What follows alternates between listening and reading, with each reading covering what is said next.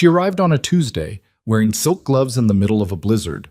Ronan Blackridge had ordered a bride the same way he ordered flour and ammunition, out of necessity, without sentiment. What he needed was a woman with broad shoulders and calloused hands. What stepped off that train was barely 100 pounds soaking wet, her dress completely wrong for the mountains, her eyes scanning the frozen platform like she'd just landed on the surface of the moon. He almost sent her back that same afternoon. He should have, because the woman standing in front of him wasn't just carrying a carpet bag. She was carrying a secret that men were already dying for. Hit that like button and drop your city in the comments. Let me see how far this story travels. The train was 40 minutes late, which gave Ronan Blackridge plenty of time to reconsider every decision he'd made in the last 3 months. He stood on the platform at Creed Station with his hat pulled low and his collar turned up against a wind that came off the San Juans like something with a grudge. Around him, a handful of other men waited for the same train. Miners mostly, a few ranchers, one older fellow in a wool coat who kept pulling a pocket watch out every 30 seconds and then putting it back like he expected the numbers to change. Ronan didn't check the time. Time on a mountain didn't work like time in a city. Out here, you measured things in wood supply and snowpack, and how many days before your nearest neighbor could reach you if something went wrong. He'd sent the letter to the matrimonial agency in Denver 7 weeks ago. He hadn't wanted to. He'd spent 2 nights sitting at the table in his cabin, staring at a blank page, telling himself he could manage another winter alone. The previous 2 winters had nearly killed him, not from the cold directly, but from the accumulated weight of everything that had to be done by one pair of hands in a season that demanded 4. He'd lost 2 mules to a sickness he couldn't identify fast enough. He'd torn something in his left shoulder hauling timber in November and spent 6 weeks barely able to lift a rifle. He'd run out of lamp oil in February and sat in the dark for 11 days eating cold jerky and listening to the wind try to peel the roof off his cabin. So he'd written the letter. He'd been practical about it, the way he was practical about everything. He described himself honestly. 34, widower, mountain trapper, and fur trader operating a homestead at roughly 9,000 feet above sea level in the southern Rockies. He listed what he needed: a woman who could cook on a wood stove, who wasn't frightened by weather or isolation, who understood that this was a working arrangement and not a fairy story. He'd offered a fair deal: room, shelter, food, legal protection of marriage. He wasn't promising love. He wasn't promising tenderness. He was promising survival, which in his experience was worth considerably more than either. The agency had written back. A woman had been selected, a Miss Vivian Ashcroft, age 28, of Philadelphia, Pennsylvania. The letter said she was capable, adaptable, and eager to begin a new life in the Western Territories. It said she had experience with household management and was in good health. Ronan had folded the letter and put it in the stove. He didn't need capable and adaptable from Philadelphia. He needed someone who had already seen hard living and knew it wouldn't kill her. But the arrangement had been made and the fee had been paid, and there was no graceful way to back out of it now. So here he stood, waiting for a train he already half wished would be delayed another 3 months. The whistle came first, a long, low sound that rolled down from the northern canyon and bounced off the station walls. Then the smoke. Then the slow, grinding approach of something massive and iron-wheeled forcing its way through snow that had been falling since before dawn. The other men on the platform shifted. Someone said something Ronan didn't catch. He stayed where he was, arms crossed, watching the train slow to a stop with the kind of exhausted dignity that things get when they've been struggling for a long time. The doors opened. People came down the steps. A man with a trunk. 2 women together, both of them sturdy and red-cheeked from the journey, laughing at something between themselves. 3 miners coming back from somewhere warmer with the look of men who were already regretting the decision. An older woman with a birdcage. Then her. She came down the steps last, which meant she'd either been seated at the far end of the car or she'd been hesitating. Ronan suspected the latter. She was wearing a dress that was the color of dark blue water, some kind of fine wool, city-made, with small buttons up the front and a collar that was entirely decorative and entirely useless against the temperature. Her coat was tailored, her gloves were pale and clean, her boots, and Ronan looked at her boots the way a man in his position always looked at boots first, because boots told you everything, were leather-soled city shoes with small heels that were already collecting snow. She wasn't tall, She wasn't broad. She wasn't any of the things he'd been hoping for. She had dark hair pinned up under a hat that the wind immediately tried to steal, and she grabbed it with one gloved hand while gripping the railing with the other, and she made it down the steps without falling, which he supposed was something. She scanned the platform. Her eyes were doing a quick, careful inventory. Not the panicked look of someone lost, but the measured assessment of someone taking stock of a situation they already suspected was going to be difficult. Those eyes landed on him. He was the only man on the platform not already moving towards someone else, which made the identification easy for both of them. She walked toward him. He watched her walk and noticed that her jaw was set in a way that suggested she was fully aware of how she looked in this landscape and had already decided she wasn't going to apologize for it. He also noticed, in the way he noticed everything about the physical condition of anything he depended on for survival, that she was thin. Not just slim, thin. The kind of thin that meant she hadn't been eating the way she should have been for a while. She stopped 2 feet in front of him. "Mr. Blackridge," she said. Not a question, a confirmation. "Miss Ashcroft." She held out her gloved hand. He shook it because it would have been rude not to, but he felt like he was going through motions in a play neither of them had agreed to be in. "You're smaller than I expected," he said. A very brief pause. "You're taller." He couldn't tell if she was being polite or returning fire. He decided it didn't matter. "How much do you weigh?" he asked. Her chin came up about 1/4 of an inch. "That's not a question a gentleman asks a lady." "I'm not asking as a gentleman. I'm asking because I need to know if you can carry 40 pounds of supply up a slope in 3 feet of snow without your knees giving out." She held his gaze with something that might have been offense and might have been the beginning of genuine respect for the honesty. "I don't know," she said. "I've never tried." "That's what I thought." He reached past her and picked up the larger of her 2 bags, a heavy carpet bag and a smaller leather valise. He was surprised by the weight of the carpet bag, not what he'd expected from a woman in silk gloves. "I'm going to be straight with you," he said. "The agency told me you were capable and in good health. You don't look either of those things to me right now. You look like you belong in a parlor somewhere. My cabin is at 9,000 feet. The trail up takes 4 hours in good weather, and it is currently not good weather. If you go up that mountain and you can't manage the winter, you'll either freeze or I'll have to bring you back down in spring, and that's a loss of time and supplies I can't afford." She listened to all of this without interrupting, which was more than most people managed. "Are you offering to send me back?" she asked when he finished. "I'm offering you the chance to make a different decision before we're committed to a bad one." She was quiet for a moment. The wind moved between them. Snow was collecting on the brim of her hat. "Mr. Blackridge," she said carefully, "where exactly do you think I would go?"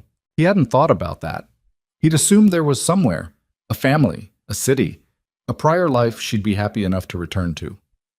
"Back east," he said. "Philadelphia. Wherever you came from."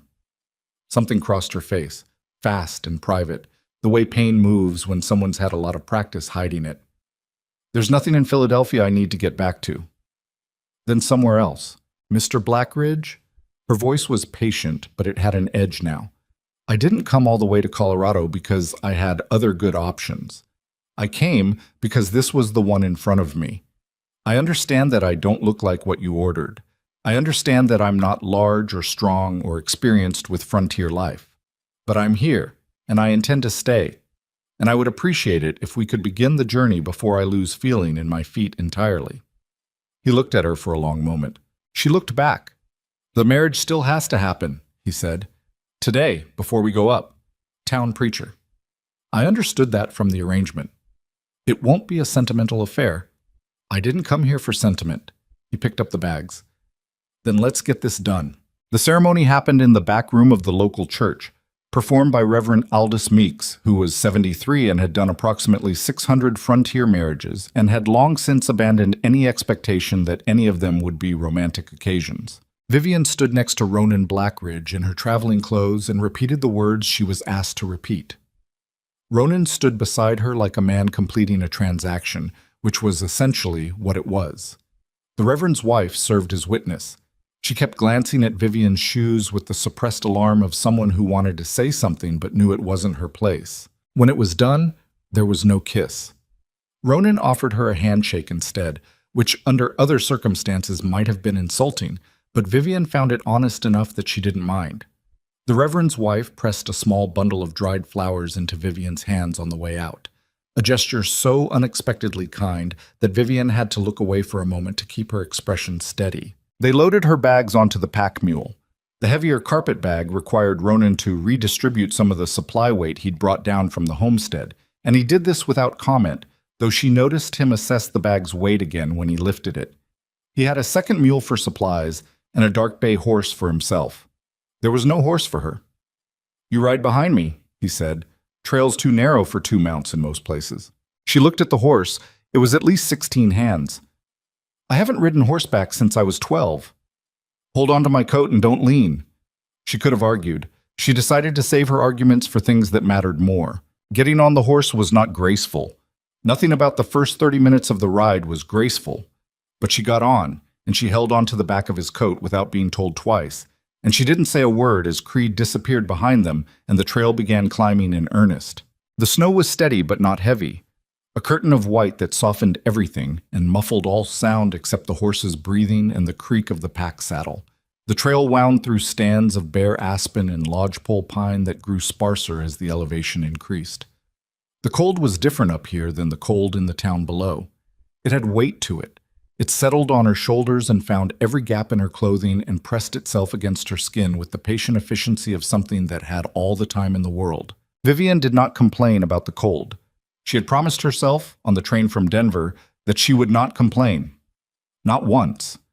Not about the cold or the difficulty or the altitude or the fear that had been living in her chest like a stone for the past 6 weeks. She would not give this man, this husband who was also a stranger, any additional reason to send her back. Shia had nowhere to go back to. That had not been a half-truth delivered for sympathy. It had been the plainest thing she'd said all day. Behind her, tied to the pack saddle, her carpet bag swayed with the motion of the mule.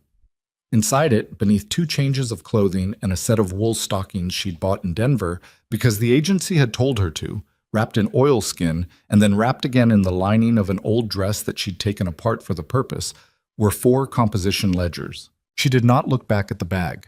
She had not looked directly at it in 3 weeks because looking at it made her think about what was inside it, and thinking about what was inside it made her think about Edwin Hardcastle, and thinking about Edwin Hardcastle made her think about the man who had been following her from the train platform in St. Louis, and thinking about him made the stone in her chest double in weight until she had trouble drawing a full breath. She focused on the mountain instead. It was enormous and indifferent, and she was very small on its flank, which was uncomfortable, but it was at least a discomfort she understood. The cabin appeared through the trees at dusk, and Vivian's first thought was that it was smaller than anything she had ever imagined living in. Her second thought was that it looked very solid. It was built from squared logs, notched tight at the corners, with a steep roof meant to shed snow and a covered porch that ran the length of the front. There was a wood pile that occupied nearly half the left side of the structure and stood 6 feet high and perhaps 20 feet long. There was a barn, smaller than the cabin, and a fenced paddock, and a well with a rope and bucket. Smoke had been coming from the chimney, a banked fire left burning while he was gone, and the smell of it was the first warm thing she'd encountered in hours. Ronan dismounted and led both animals into the barn without ceremony. Vivian climbed down from the horse on her own, which took longer than it should have because her legs had gone partially numb. And when she finally got her feet on the ground, she had to lean against the horse's flank for a moment to let her knees remember their purpose. She got herself upright. She picked up her valise because the carpet bag had already gone inside when Ronan carried it in. She walked up the porch steps and through the door. The cabin was 1 room, a stone fireplace on the north wall with iron hooks for pots, a wood stove near the center with a stovepipe going up through the roof, a table with 2 chairs, a set of shelves with dry goods, beans, cornmeal, salt, a row of glass jars, a rope bed in the far corner, already made up with wool blankets, and against the south wall, a pallet on the floor that had clearly been added recently, because the straw ticking was fresher than everything else in the room. She stood in the middle of the space and did the calculation. There was 1 bed, there was 1 pallet. He was giving her the bed. That was more consideration than she'd expected. Ronan came in behind her, stamping snow from his boots on the porch before entering. He moved to the stove without looking at her and began feeding it wood. Pot of beans on the shelf is from 2 days ago, he said. I'll warm them. There's cornbread if it's not gone hard. I can warm the beans, she said. You know how to work a wood stove? She didn't. Not a wood stove. She'd worked a coal stove in a boarding house once, briefly. Show me once and I'll manage. He looked at her over his shoulder. The look was not unkind. It was evaluating, the way a man looks at something he's not sure will hold up under use. Dampers here, he said, pointing. This rings the air intake. You don't let it get too high or you'll crack the firebox. You can feel the heat through the iron. If it's white hot through the plate, you've gone too far. All right. He stepped back and let her take over. She made 2 mistakes in the first 10 minutes. Let the draft get too wide and nearly scorched the beans, then overcorrected and nearly smothered the fire. Ronan watched both mistakes happen and didn't say anything. She wasn't sure if that was patience or indifference. Either way, she figured it out herself by the time the beans were warm. They ate at the table without talking. The wind had come up outside and was working at the corners of the cabin in the way that wind at altitude works. Not a howl exactly, more of a sustained pressure, like something trying to find the weakest seam. The fire was good, and the beans were adequate, and Vivian was so tired that the plain food tasted better than almost anything she could remember. After a while, Ronan said, You'll need different clothes. I know. Town's 4 hours down. We won't go again until there's reason. I have wool stockings. I'll manage with layers until I can make something work. He looked at the dress she was still wearing, the fine blue wool that was absurdly wrong for this place. Reverend's wife runs a dry goods in the back of their property. I'll send word down with the Hendersons when they pass next week.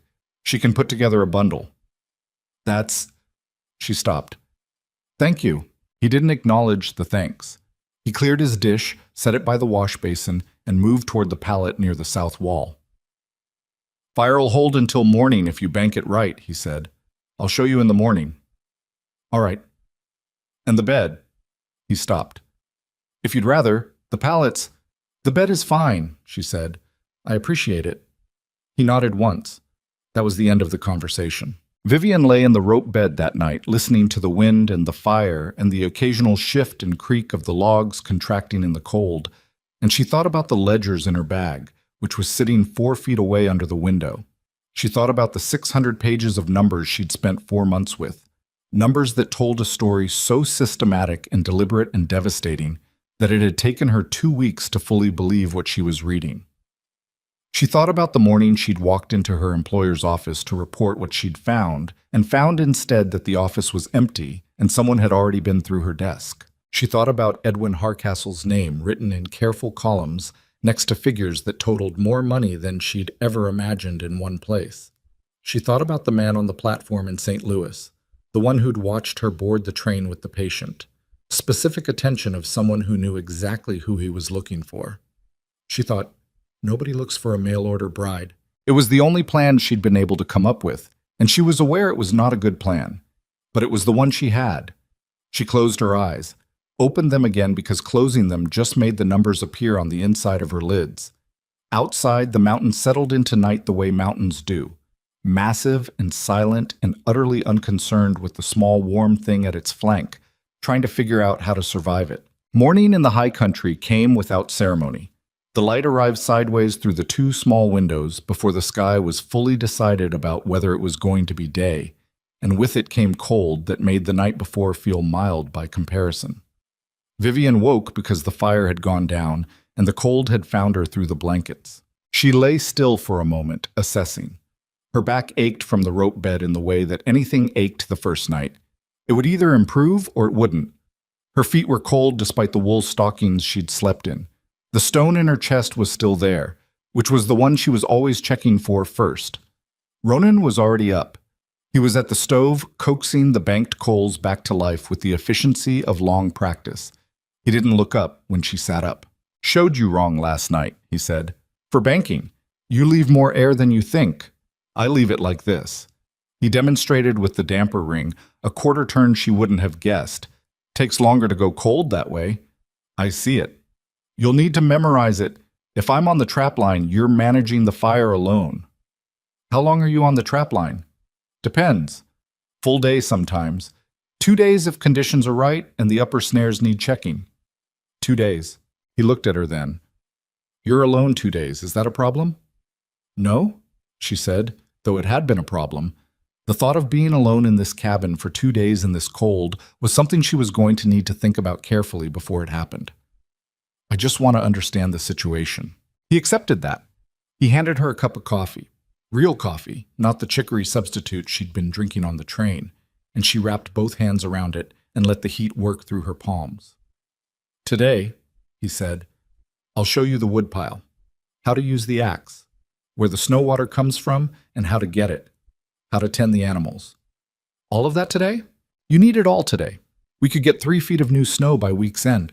When that happens, everything we do will take twice as long. Better you know the ordinary way before you have to learn the hard way. She drank her coffee and did not argue. All right. The axe lesson was the first honest reckoning. He brought her out to the woodpile in the morning, showed her the splitting block, demonstrated the motion. His arc was controlled and economical. Not a dramatic overhead swing, but a measured stroke that let the weight of the axe head do most of the work. The log split clean. He handed her the axe. She'd never held one before. The weight of it was different from what she expected. Not just heavy, but awkward. The balance point somewhere she hadn't anticipated. She set a log on the block, raised the axe, and brought it down. The axe head glanced off the side of the log and buried itself in the splitting block at an angle that would have taken off her foot if she'd been standing 2 inches to the left. Ronan didn't say anything. He reached over and freed the axe from the block. Hands here, he said. Not angry, not impatient, just pointing. I hear. You're not throwing it. You're letting it fall. She tried again, glanced off again, less catastrophically. Third try, the log split. Not clean, a fractured break rather than a true split, but it came apart. She straightened up, breathing harder than she expected from 3 swings. Her arms were already burning. The cold made everything worse, the way cold always concentrated physical effort and made you aware of muscles you'd managed to ignore. Better, Ronan said. That was terrible, she said. Better than nothing. Do 10 more. She did 10 more. By the end of them, she had 4 usable pieces of wood and approximately 15 failures. Her shoulders ached and her hands, even in the gloves she'd found in the pocket of her coat, felt like they'd been wrung out. Ronan split the remaining logs in about 2 minutes. It'll come, he said. It's just practice. How long did it take you? He thought about it, which she appreciated. He was the kind of man who didn't answer questions faster than the honest answer came. Grew up with it, so maybe it doesn't count. But I've seen men learn it in 3 weeks. 3 weeks? If they work at it every day. She looked at the meager pile of split wood she'd managed, and then at his, and she said, Fine. None. The week passed in a series of discoveries, most of them unpleasant. She discovered that hauling water from the well when the rope was stiff with ice required more grip strength than she currently possessed, and that the first 3 times she tried, she lost significant water before getting the bucket to the top. She discovered that starting a cooking fire and maintaining a cooking fire were different skills entirely, and that undercooking beans was only slightly less unfortunate than burning them. She discovered that the barn was warmer than it looked, and that the 2 mules, Ronan called them Cobb and Pharaoh, were not dangerous if you approached correctly, which was slowly and with your palm open rather than closed. She also discovered that the mountain at this altitude in late November was not simply cold, it was hostile in a specific way. The cold wasn't just an absence of warmth, it was a presence with opinions. It exploited weakness. It found wet clothing and made it worse. It found inadequate shelter and pressed in. It turned ordinary tasks into ordeals and turned mistakes into emergencies. She worked through the discoveries the same way she'd worked through anything difficult in her life, by being meticulous about what she didn't know, and by refusing to let the not knowing mean she wouldn't learn. Ronan, for his part, was a complicated kind of teacher. He didn't volunteer information. If she asked, he answered directly and without condescension, but he didn't offer. The first morning, she'd spent 20 minutes trying to figure out why the beans kept going too thick before she finally asked him, and he'd told her in 2 sentences. The altitude meant longer cooking times and more water. She'd added more water, and the problem resolved. She started asking more questions. He kept answering them in the same flat, practical way, and she began to understand that this was his version of patience, not warmth, but a willingness to be useful. In the evenings, they sat at the table after supper. Sometimes he mended harness. Sometimes he sharpened trapping tools. She had brought 3 books with her, a habit she'd been unable to abandon even in flight. And she read while he worked, and the silence between them was something she was slowly learning to inhabit without interpreting as hostility. One evening, on the 5th day, he looked up from what he was doing and said, "You're not what I expected." She kept her eyes on her page. "I know. Not just in appearance. You haven't—" He seemed to be working out how to say it. "Most people, when they can't do something, they either quit or they make a lot of noise about how hard it is.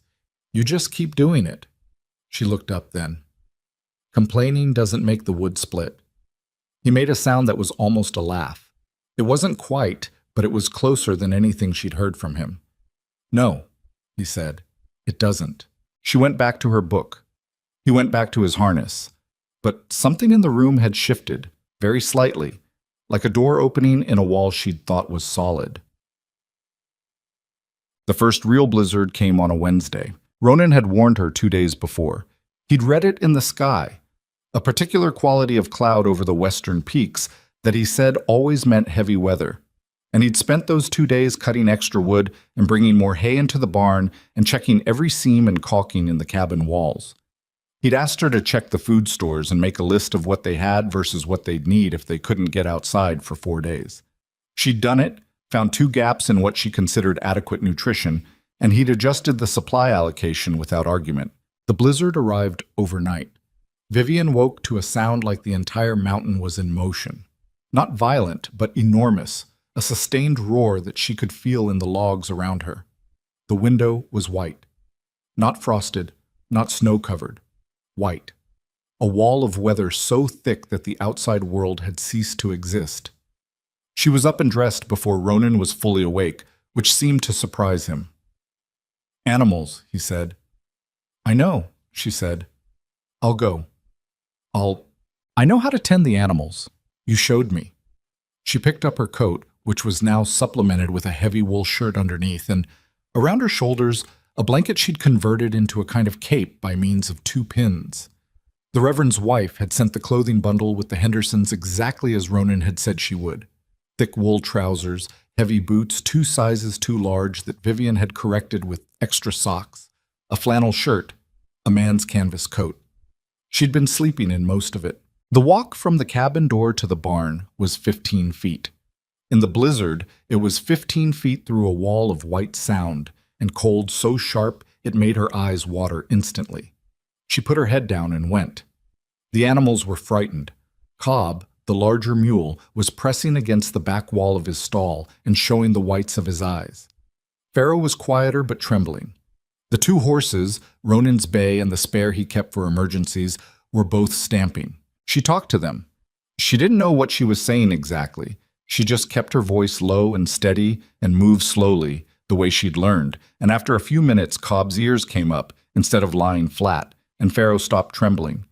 She checked their feed, added hay, checked the water. The barrel in the corner had a skim of ice on top, which she broke with her fist the way Ronan had shown her. She stayed in the barn for nearly 40 minutes, longer than strictly necessary, because the animals were calmer with a human presence, and also because she found the act of being needed by something concrete and immediate to be the most useful antidote she'd found to the particular kind of fear she lived with. When she got back to the cabin, Ronan was at the stove. He'd made porridge. He handed her a bowl when she came in, and she sat down and ate it with her coat still on, too cold to think about taking it off yet. "Animals all right?" he asked. "They were frightened. They're better now. Cobb needed the most settling." He nodded. "He does. In bad weather. Always has." "I noticed." He refilled his own bowl and sat across from her. The storm was full overhead now. The cabin walls vibrated with it, and the stovepipe groaned against the flashing. But the fire was good, and the wood was stacked, and the animals were settled, and Vivian sat across the table from her husband of 2 weeks and ate her porridge and thought, "I think I might be able to do this. Not easily, not without cost, but possibly."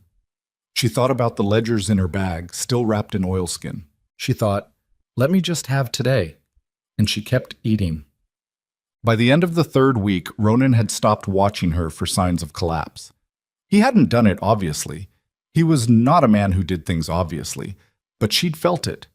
The way he positioned himself when she was doing something difficult. The way he never went out to the trap line without running through a mental checklist. And she'd understood eventually that part of the checklist was her. He'd been waiting for her to reach a threshold and stop. She hadn't reached it. The truth was, she thought she might be getting stronger. The mornings were still punishing and the work was still exhausting, but the axe felt less unwieldy.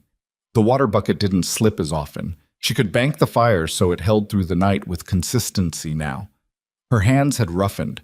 She looked at her palms one morning and barely recognized them as hers, the soft city woman skin replaced by something more honest. Ronan noticed all of this in the way he noticed everything, without comment, but not without attention. One afternoon she was splitting wood. She was up to decent log counts now, though still nowhere near his efficiency. And she heard him stop behind her. She kept working. "Grip's better," he said. "Thank you. You'll get more power if you start the shift lower on the handle." She adjusted. The next split was cleaner. She turned around. He was looking at her with something in his expression that she hadn't seen before. Not warmth exactly, not what she would have called warmth, but acknowledgement, maybe. Real acknowledgement, not politeness. "What?" she said. "Nothing," he said. "You're doing fine." She turned back to the woodpile. But she was smiling, and she let herself because there was no one watching except the mountain, and the mountain had no opinions about it. 3 weeks became 4. 4 became 5. She learned where the trap line ran and what kind of animals they were trapping and why. She learned which wood burned longest and which burned hottest.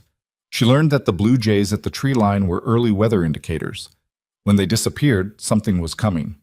She learned that Ronan's left shoulder caused him trouble in cold weather. The old injuries she could tell he'd never had properly treated, and that on the mornings when he was quiet and moving carefully, it was the shoulder and not anything she'd done. She learned the sound of the cabin at night, which creaks were ordinary and which ones meant something. She learned the smell of a fire that was about to go wrong. She learned to look at the sky the way he looked at it, with the understanding that it was telling her something if she could read the language. And slowly, in the evenings, they started talking. Not much at first. A comment about what needed doing, a question about the supplies. But gradually, the way ice thaws, not all at once, but at the edges first, the conversation became something more. He told her one evening that his wife had died 4 years ago. He said it simply, not with grief exactly, but with the careful flatness of someone who has processed a thing as completely as they're capable of and doesn't want to unprocess it by talking too long. Her name was Margaret, and she'd died in childbirth, and the child hadn't survived either.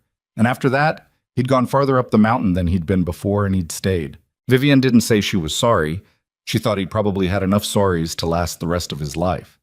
Instead, she said, she knew what she was doing, living up here. He looked at her, surprised by the question. She was born in Colorado, he said. Her father ran cattle below the tree line. She knew mountains. So she was what you asked for, Vivian said, the second time. He was quiet for a moment.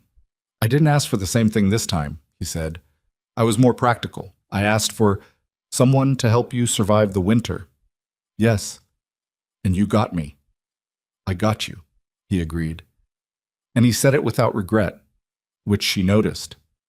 They were quiet together after that, but it was a different kind of quiet than it had been in the beginning. The night the wolves came, it was past midnight, and the temperature had dropped to something that made the logs crack like rifle shots. Vivian woke to the sound of the mules. It was not a normal sound.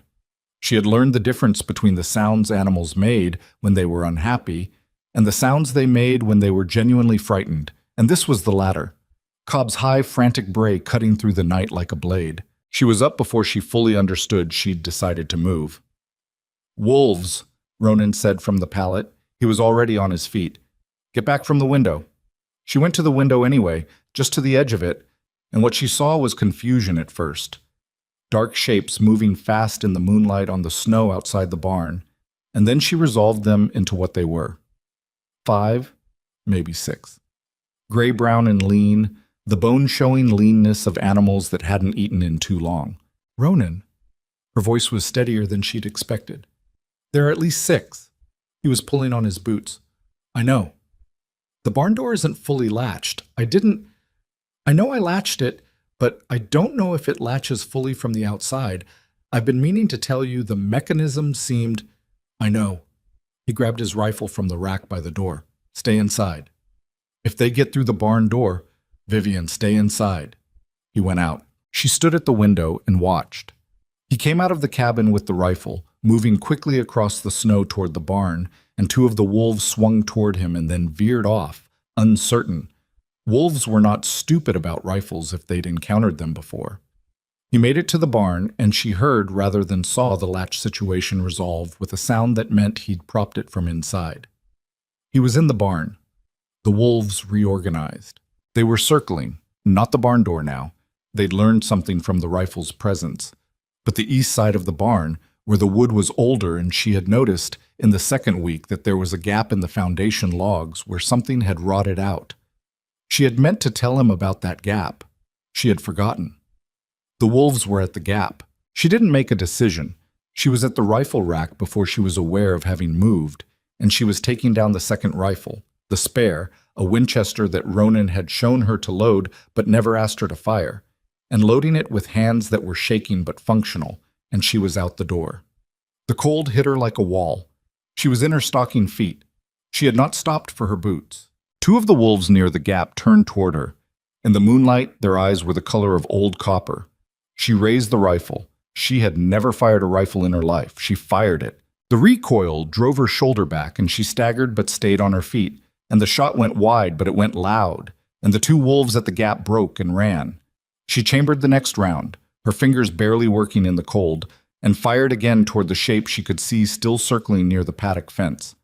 The barn door burst open, and Ronan came out at a dead run, rifle in hand, and he stopped when he saw her. She was standing in the snow in her stocking feet, both hands wrapped around the Winchester, steam coming from her breath, and she had probably just wasted 2 cartridges, but the wolves were gone. "I knew about the gap," she said. Her voice was not as steady now.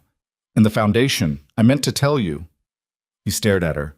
Then he crossed the snow to her in long strides and took the rifle gently out of her hands, and she let him take it. Her feet were wet, and the cold was finding them fast. Her shoulder hurt from the recoil. She became aware that she was shaking. "You could have been killed," he said. "You were in the barn." "I had a rifle." "So did I." He looked at her for a long moment in the moonlight. She could not read his expression. She tried and could not. He took off his coat and wrapped it around her shoulders over her own coat, and it was large enough that it came down past her hips. "Get inside," he said. "Your feet." "The animals are fine. I braced the gap. Get inside." She went inside. He came in after her and looked at her feet and said, "Take the stockings off." He got a wool blanket, and she sat at the table while he dried her feet with a kind of careful attention that made her throat tighten. He didn't say anything while he did it. She didn't say anything either. The wolves didn't come back that night. In the morning, when she asked if the mules were all right, he said yes. And then he said, "You're brave. I want you to know I see that." She looked at her roughened hands in her lap for a moment. "I was terrified," she said. "I know," he said. "That's what brave means." Well, the days that followed were different, and they both knew it without needing to say so. Something had settled between them that hadn't been there before. Not comfort, exactly. Comfort was a long way off yet. But something honest, something earned. She split more wood. He showed her one afternoon the whole trap line, the full circuit, the check procedure, the reset technique. He'd never taken anyone on the trap line before. He didn't say that, but she understood it. She started cooking real meals, not just adequate ones. She'd figured out the altitude adjustments for cooking times and the limits of their supplies, and she started making the limitations interesting rather than just manageable. He didn't compliment the food directly, but he started eating 2 portions. In the evenings, the silence was comfortable now. She did not tell him about the ledgers. Every evening she thought, "I should tell him." And every evening she looked at the man across the table from her, the man who was starting to laugh, occasionally, at the things she said. And she thought, "Not yet, not yet. Let this last a little longer." She was aware this was selfish. She was aware that what was in that carpet bag was pulling danger behind it, across mountains and territory lines, the way certain things pull weather. Not immediately, not dramatically, but with the inexorable certainty of things that don't forget where they're going. She would have to tell him, just not tonight. Tonight the fire was good, and the wind was only moderate, and somewhere below them the mules were settled in their warm barn, and the man across the table was reading something she'd given him from her small stack of books, and he was reading it in that slow, deliberate way he had of doing things, like he intended to get full value from everything. She watched him read. She thought, I have nowhere to go back to.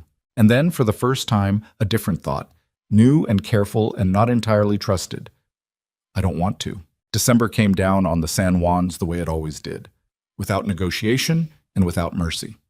The snowpack that had accumulated through November consolidated under a week of sub-zero nights into something dense and permanent, and the trail down to Creed became theoretical rather than practical. They were committed to the mountain now, both of them. Whatever was going to happen between them, whatever was going to happen because of those 4 ledgers sitting in the bottom of Vivian's carpet bag, was going to happen up here, 9,000 feet above the rest of the world, with no way down until the weather decided otherwise. Vivian had been on the homestead for 31 days when Ronan came back from the upper trapline looking wrong. She noticed it the moment he came through the barn door. She'd been fixing Pharaoh's halter buckle, which had been catching wrong since early in the month, and something in the way he was moving told her the left shoulder had gone bad again. He was favoring it in the particular way he favored it when he didn't want anyone to know he was favoring it, which meant holding the arm slightly away from his body and turning to use the right side for everything, and doing both of these things so habitually that she thought he probably didn't know he was doing it. How far up did you go? She asked. Upper line, all 4 stations. He set the pack down with his right arm. Good day. Martin's moving. Your shoulder. He stilled. It's fine. It isn't. You're holding it away from your body. A beat of silence. He was not a man who liked being observed that closely. She'd come to understand that about him. He was comfortable watching, uncomfortable being watched. It flares up sometimes, he said. It'll work out. Let me look at it. Vivian, Ronan. She set the halter down and looked at him directly, the way she'd learned she had to when he was going to be stubborn about something. I'm not going to do anything dramatic. I just want to see how bad it is. If you're going to be on the trap line alone for 2 days at a stretch, I need to know what I'm dealing with if you come home hurt worse than this. He didn't like it. She could see him working through the dislike of it, weighing it against the practical logic, which was the thing about Ronan Blackridge. Practical logic almost always won. He shrugged out of his coat, slowly, and then his flannel, and she came around behind him and put both hands on the shoulder joint. She could feel the wrongness immediately. The muscle around the joint was knotted in a way that meant it had been compensating for something for a long time, and there was a knob of scar tissue at the back of the joint that hadn't come from any ordinary strain. What happened to it originally? She asked. Fell through ice, dislocated it, reset it myself. She closed her eyes briefly. You reset a dislocated shoulder yourself. There was nobody else. When? Winter of '79. Margaret had... It was after. He stopped. She understood what after meant and didn't push it. There was nobody else. He said again, like that settled the matter, which she supposed it did. She kept her hands on the joint and worked the knotted muscle carefully with her thumbs, not trying to fix anything, just trying to get a sense of what was there. He was very still while she did it, the kind of still that meant he was managing discomfort and not wanting to show it. I'm not a doctor, she said. I can't fix this. But I know what helps muscle pain and what doesn't. The cold is making it worse. I know that. There's a way to pack heat into a joint. My mother had bad joints in her hands from needlework for too many years. She used heated stones wrapped in flannel. She paused. It won't fix the underlying problem, but it might help you function better on the days when it's bad. He was quiet for a moment. All right, he said. She found stones the right size from the hearth border and heated them against the firebox and wrapped them in flannel, and he sat at the table while she packed them around the shoulder joint. And he didn't say thank you directly, but he said, after a while, my mother used to do something like that for my father, and she understood that was the closest he was going to get to it. The shoulder improved over the following week. Not fixed. Nothing about that joint was ever going to be fixed without proper medical attention. He would have to go to Denver to receive. and she hadn't raised that possibility yet because she was picking her moments carefully, but improved. He moved more freely. She noticed, and he noticed that she noticed, and neither of them mentioned it directly, which had become their native language. The days had settled into a rhythm by then that she wouldn't have recognized from her life before, but that had become, in its own grinding way, genuinely hers. She woke early, banked the fire up from the overnight coals, put water on for coffee and breakfast.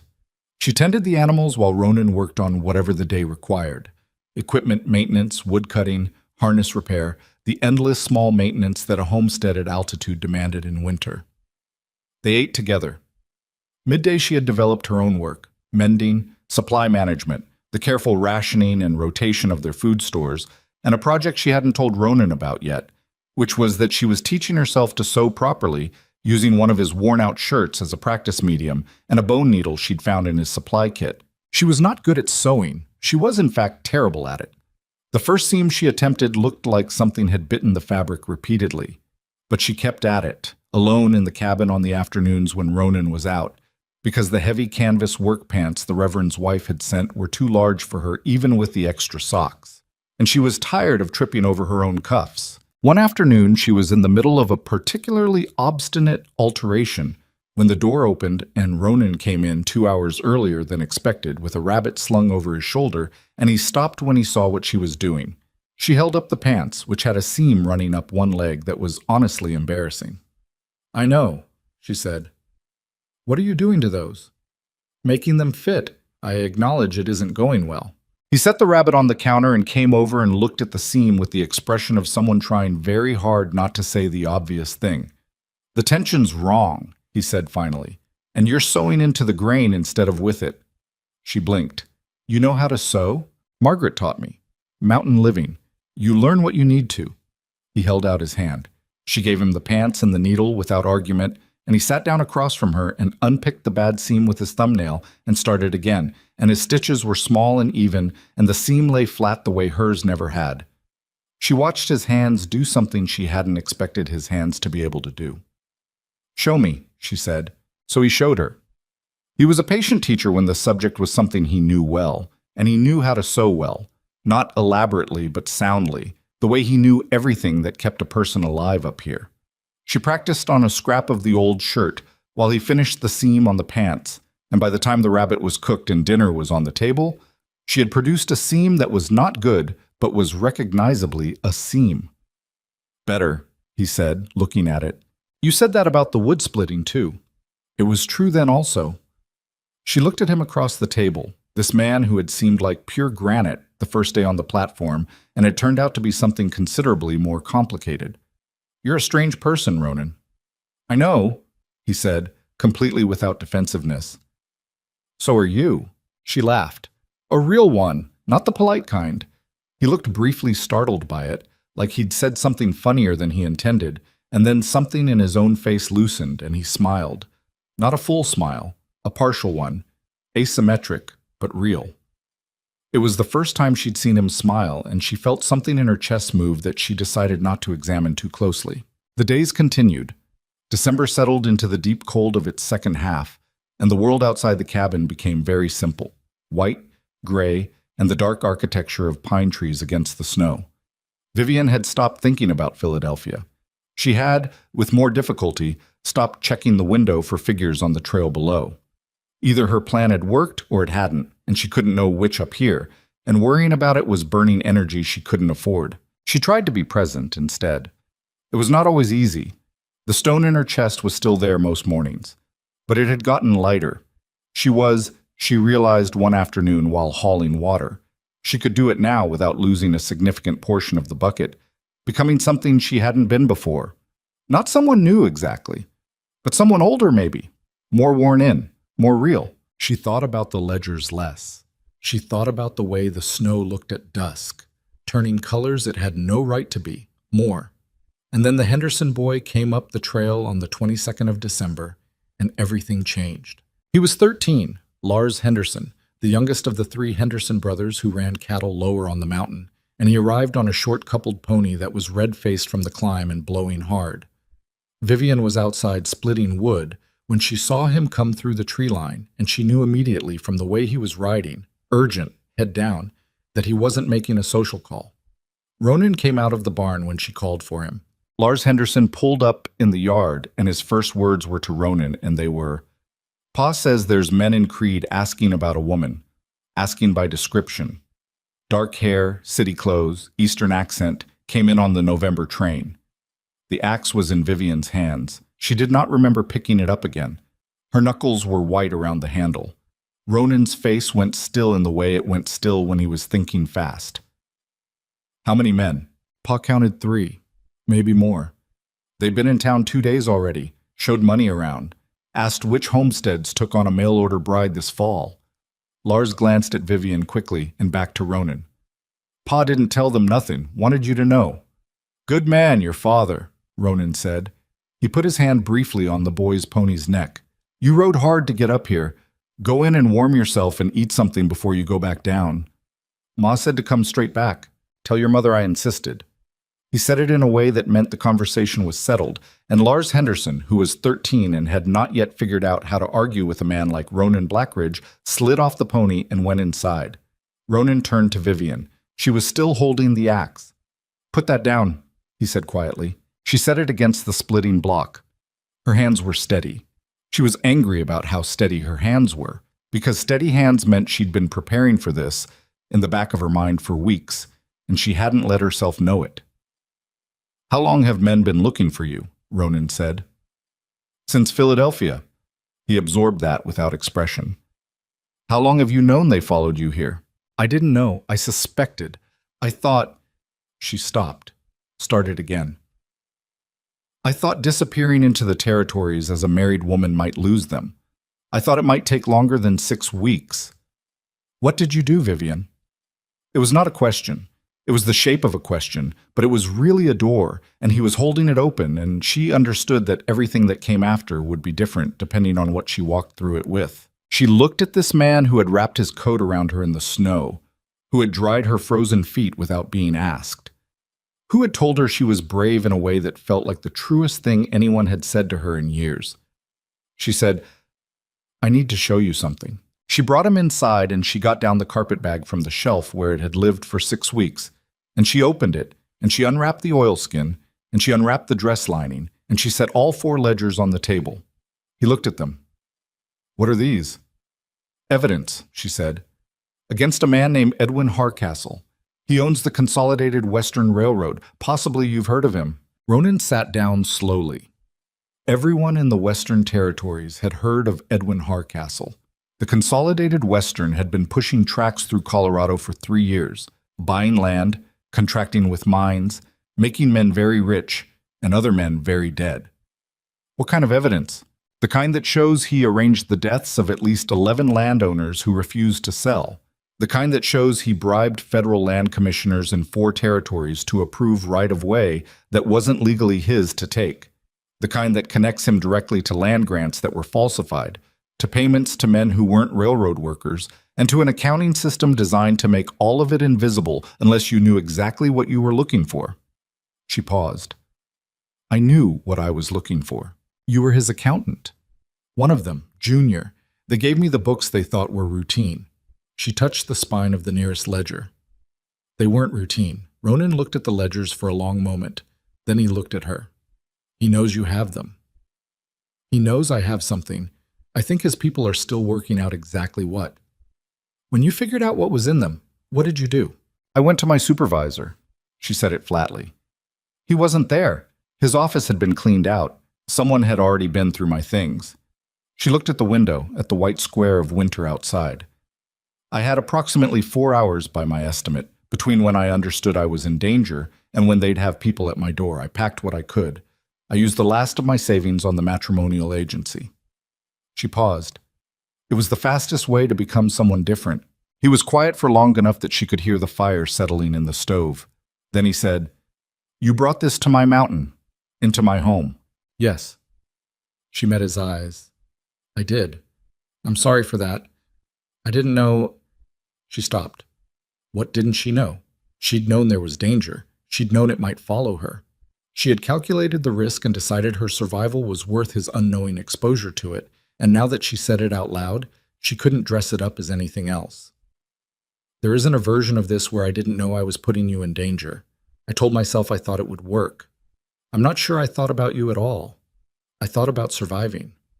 I'm sorry. The honesty of it seemed to land differently than if she'd tried to justify it. He looked at her for another long moment, and she watched him decide something, though she couldn't tell what. How many men does Hardcastle typically send? He asked. She blinked. That's not the question I expected you to ask. How many? I don't know. The man I saw in St. Louis was alone. Lars said 3 in Creed. Hardcastle employs his own security. Private agents, not law. He has money enough to send as many as he wants. Do these ledgers go to a federal court or a territorial one? Federal. Hardcastle's operations cross enough territorial lines that she caught up with what he was doing. Ronan, the Henderson Ranch is lower down. If men come up this trail looking for trouble, the Hendersons are between them and us. He stood up and went to the window and looked down toward the tree line. Lars needs to go back down fast.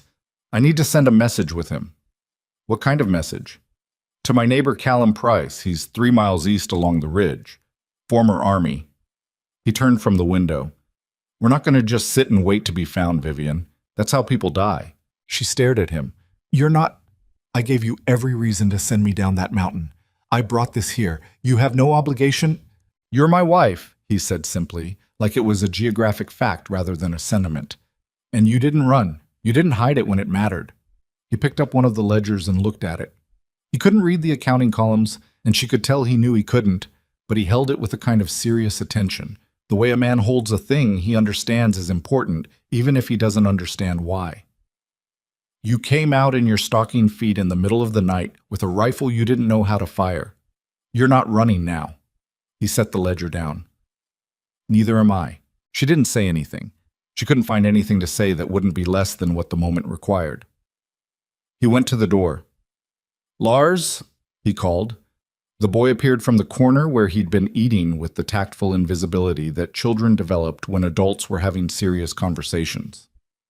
I need you to take a note to Callum Price on your way back down, and I need your word that you ride straight there. Don't stop. Don't talk to any men you don't know on the trail. Yes, sir, Lars said, with the gravity of someone who understood he was being given a real responsibility. Ronan wrote the note at the table, brief and without explanation. Just coordinates and a time and 2 words that she didn't understand, but that clearly meant something to Callum Price. He folded it and gave it to Lars and put his hand on the boy's shoulder for a moment. Lars left. The cabin was very quiet. Vivian looked at the ledgers on the table.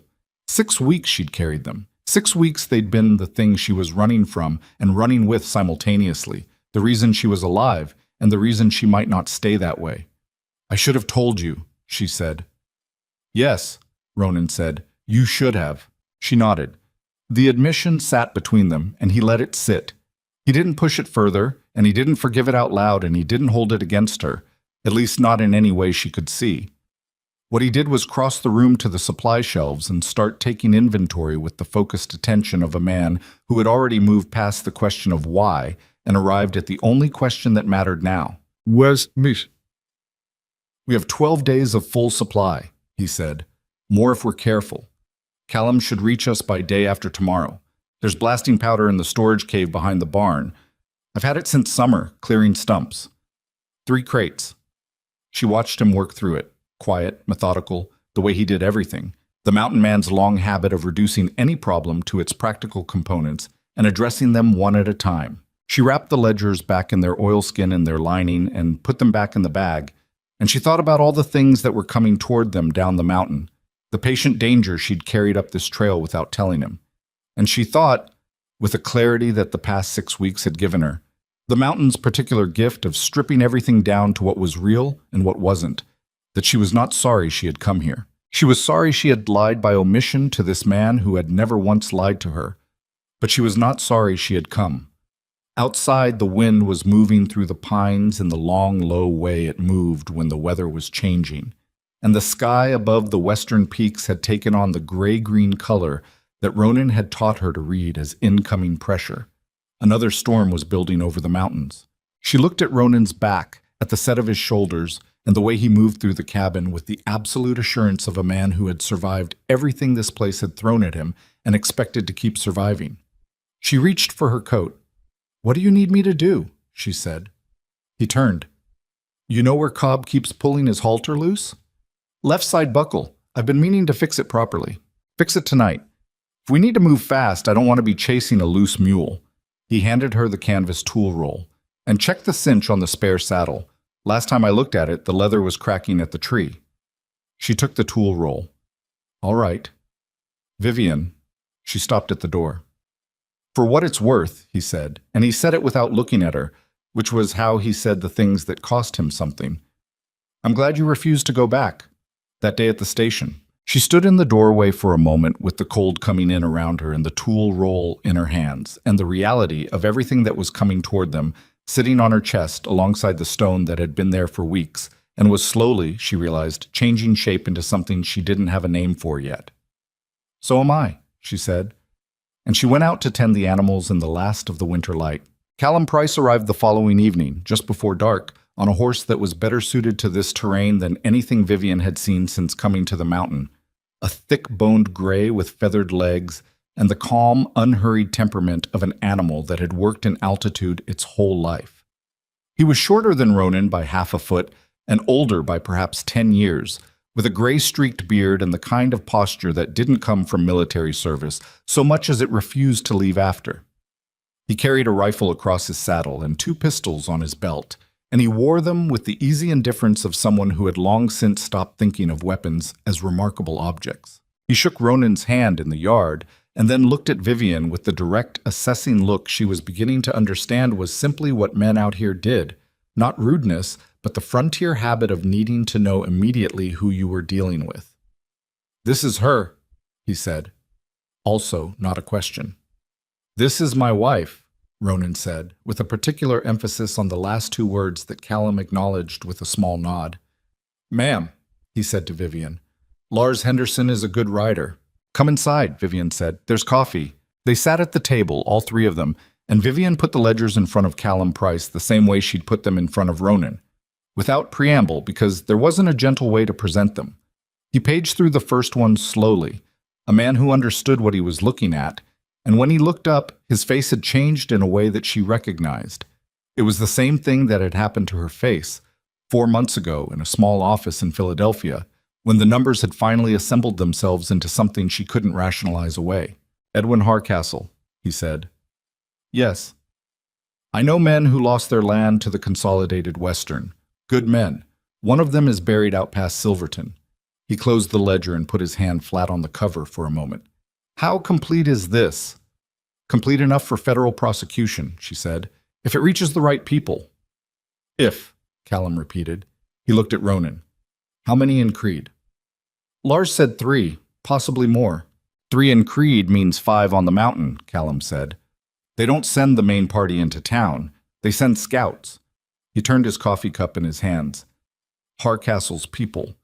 They're not hired guns in the traditional sense. He employs men who used to work for the Pinkerton Agency before the Pinkerton Agency decided they weren't careful enough about what they did." He paused. "That means disciplined, organized, not the kind that gets scared off by a rifle shot." The fire settled in the stove. Outside, the wind was steady from the northwest. "We have 3 crates of blasting powder in the storage cave," Ronan said. Callum looked at him. "That's an interesting piece of information." "I thought you'd find it interesting." Vivian looked between them. "You're talking about using it against people." "I'm talking about using the terrain," Ronan said. "There's a difference." "Explain the difference to me." He spread his hands on the table, using the grain of the wood to trace the layout she'd come to know over 6 weeks of living here. "The trail comes up from the south. Single approach. It narrows through the rock cut about a 1/4 mile below the cabin. 2 men abreast at most. If men are coming up that trail in force, that's their bottleneck." He looked at Callum. "Remember the slide 2 winters ago, above the east face? The cornice that came down over the logging road. Similar principle. You don't bring the mountain down on them. You bring it down in front of them. Change the terrain." He glanced at Vivian. "The difference is you're not killing people with an explosion. You're making the trail impassable and buying time." She sat with that for a moment.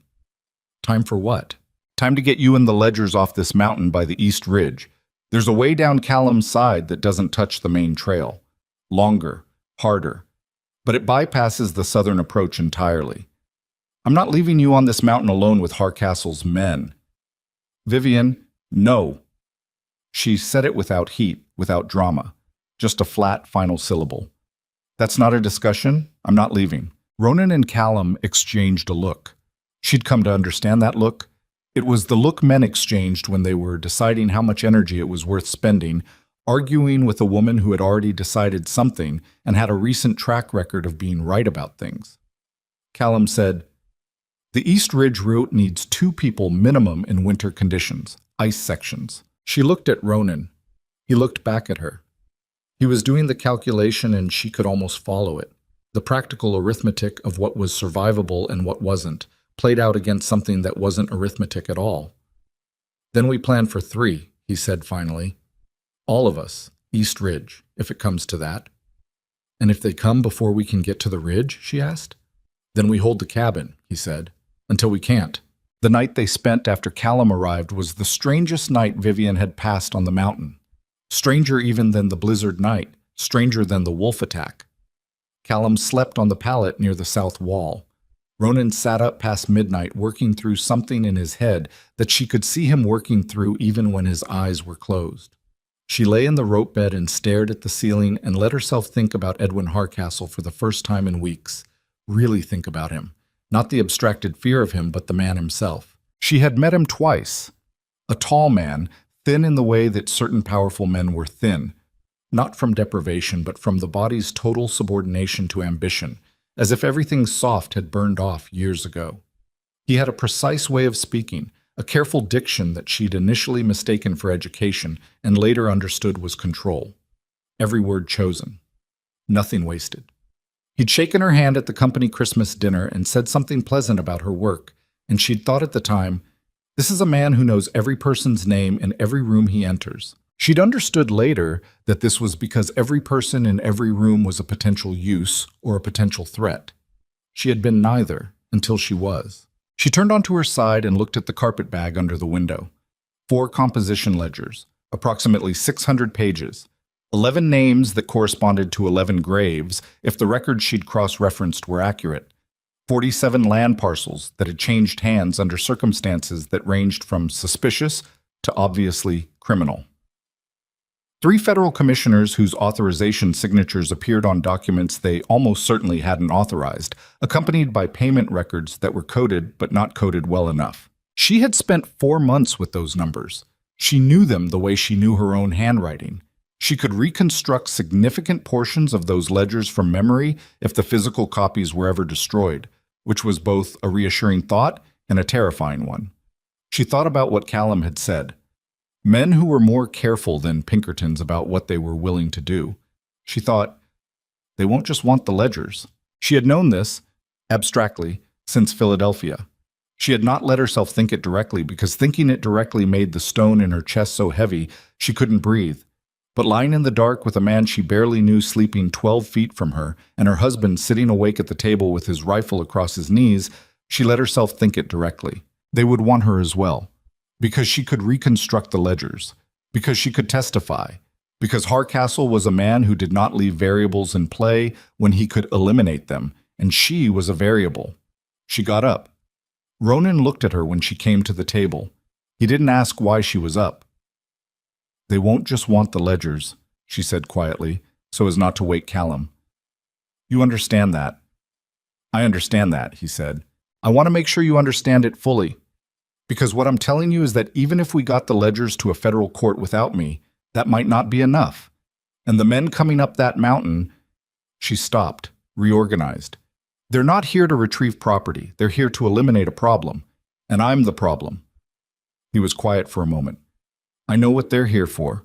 Then you know that protecting the ledgers and protecting me are the same thing. And you know that if they get through, they're not getting through. Ronan. She kept her voice steady with effort. I need you to have the plan that includes the possibility that they do.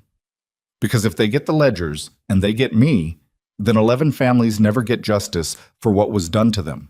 And Hardcastle keeps doing it to the next 11 families, and the ones after that. That's what's actually at stake. He looked at her for a long time. The fire was low and the light was amber, and the cabin was very quiet. "What are you asking me?" he said. "I'm asking you whether, if it came to a point where only one of us could carry the ledgers out, don't finish that." "Ronan, don't finish it," he said again, but not harshly. There was something raw in it. "I'm not going to sit here and plan for the possibility of leaving you behind. I'm not built that way, and I'm not going to learn how to be." She looked at him, at this stubborn, complicated, not always gentle man who had spread his coat around her in the snow and told her that she was brave as if it were the most obvious fact he'd encountered that week. "All right," she said, "go back to sleep." "I'm not going to sleep." "Then sit here and don't finish that thought again." She sat. He kept watch. After a while she said, "Tell me about the East Ridge route." So he told her. The technical details, the ice sections, the place where the trail switched back on itself 3 times and looked like 4 different trails, but was only one. The landmark she needed if visibility dropped to near 0. A split boulder at the high point that he'd marked with a notch years ago. How to angle down from the notch to Callum's side of the mountain, where the grade gentled out and the tree cover came back, and eventually you hit a logging road that ran to a town called Ridgeway, small, but with a telegraph. She listened and she memorized it the way she memorized things she was afraid she would need. Callum woke before dawn and found them both at the table and said nothing except, "Coffee?" And Vivian got up and made it. The second day passed in preparation. Ronan showed Callum the blasting powder in the storage cave, 3 crates of it, the commercial grade used for mining and stump removal, old but dry, which Ronan had tested in September before storing it. They worked out a placement that would serve the purpose. 2 charges at the rock cut on the southern approach, positioned to bring down the snowpack on the slope above rather than the rock itself, which would be too unpredictable. 1 reserve charge closer to the cabin. Vivian listened to all of it and noted the positions and did not pretend this was a thing she was comfortable with, because it was not. But it was a thing she accepted, the way she had accepted a great many things in the past 2 months that her previous life had not prepared her for. Callum spent the afternoon checking the East Ridge, came back with ice on his boots and a grim expression. "Passable," he said. "Not comfortable. There's a section above the rock step that'll need a rope." "There's rope in the barn," Ronan said. "I saw it. It'll do." The waiting was the worst part. Vivian had expected the worst part to be the fear, but the fear was manageable in the way most things were manageable when you were busy. It was the waiting, the hours between preparation and event, that had no useful outlet. She cooked everything she could think to cook. She rewrapped the ledgers 3 times. She checked Cobb's halter buckle twice, even though she'd fixed it properly 4 days ago. On the morning of the 3rd day, in the hour before dawn, Ronan shook her awake. "They're on the trail," he said. She was dressed and had her boots on before he finished the sentence. She could not hear them yet. She went to the window, and the world outside was dark and still and snow-covered, and exactly the same as it had looked for 2 months. And she thought, how does he know? Then she heard it. The horses. Not the sound of horses moving. The particular silence that settled over the mountain's own horses when they heard or smelled other horses they didn't recognize. Cobb and Pharaoh, in the barn, had gone quiet in a specific way that she now knew meant alert and uncertain. She'd learned that from 30 days of listening to them at night. Callum was already at the north window with a rifle. Ronan was pulling on his coat and checking the rifle he'd had loaded since the previous evening. "How many?" Vivian asked. "Can't tell yet. More than 3. She got the Winchester off the rack. The one she'd fired at the wolves in her stocking feet 2 months ago. The first gun she'd ever discharged. Her shoulder still remembered the recoil in cold weather. She loaded it with hands that were steadier than they had any right to be. Ronan looked at her with the rifle in her hands, and something moved across his face. Not surprise this time, not the startled assessment of someone recalibrating expectations. Just recognition. The look of a man who sees something he already knew. "Stay away from the windows," he said. "If they rush the cabin, the back door opens into the tree line, 20 yards to the storage cave. You know where the powder is." "I know. If Callum and I are... If something goes wrong, you take the ledgers and you go. East Ridge. The route I told you." "Ronan, I need you to say you'll do it. She held his eyes. She thought about 11 families. She thought about 47 land parcels.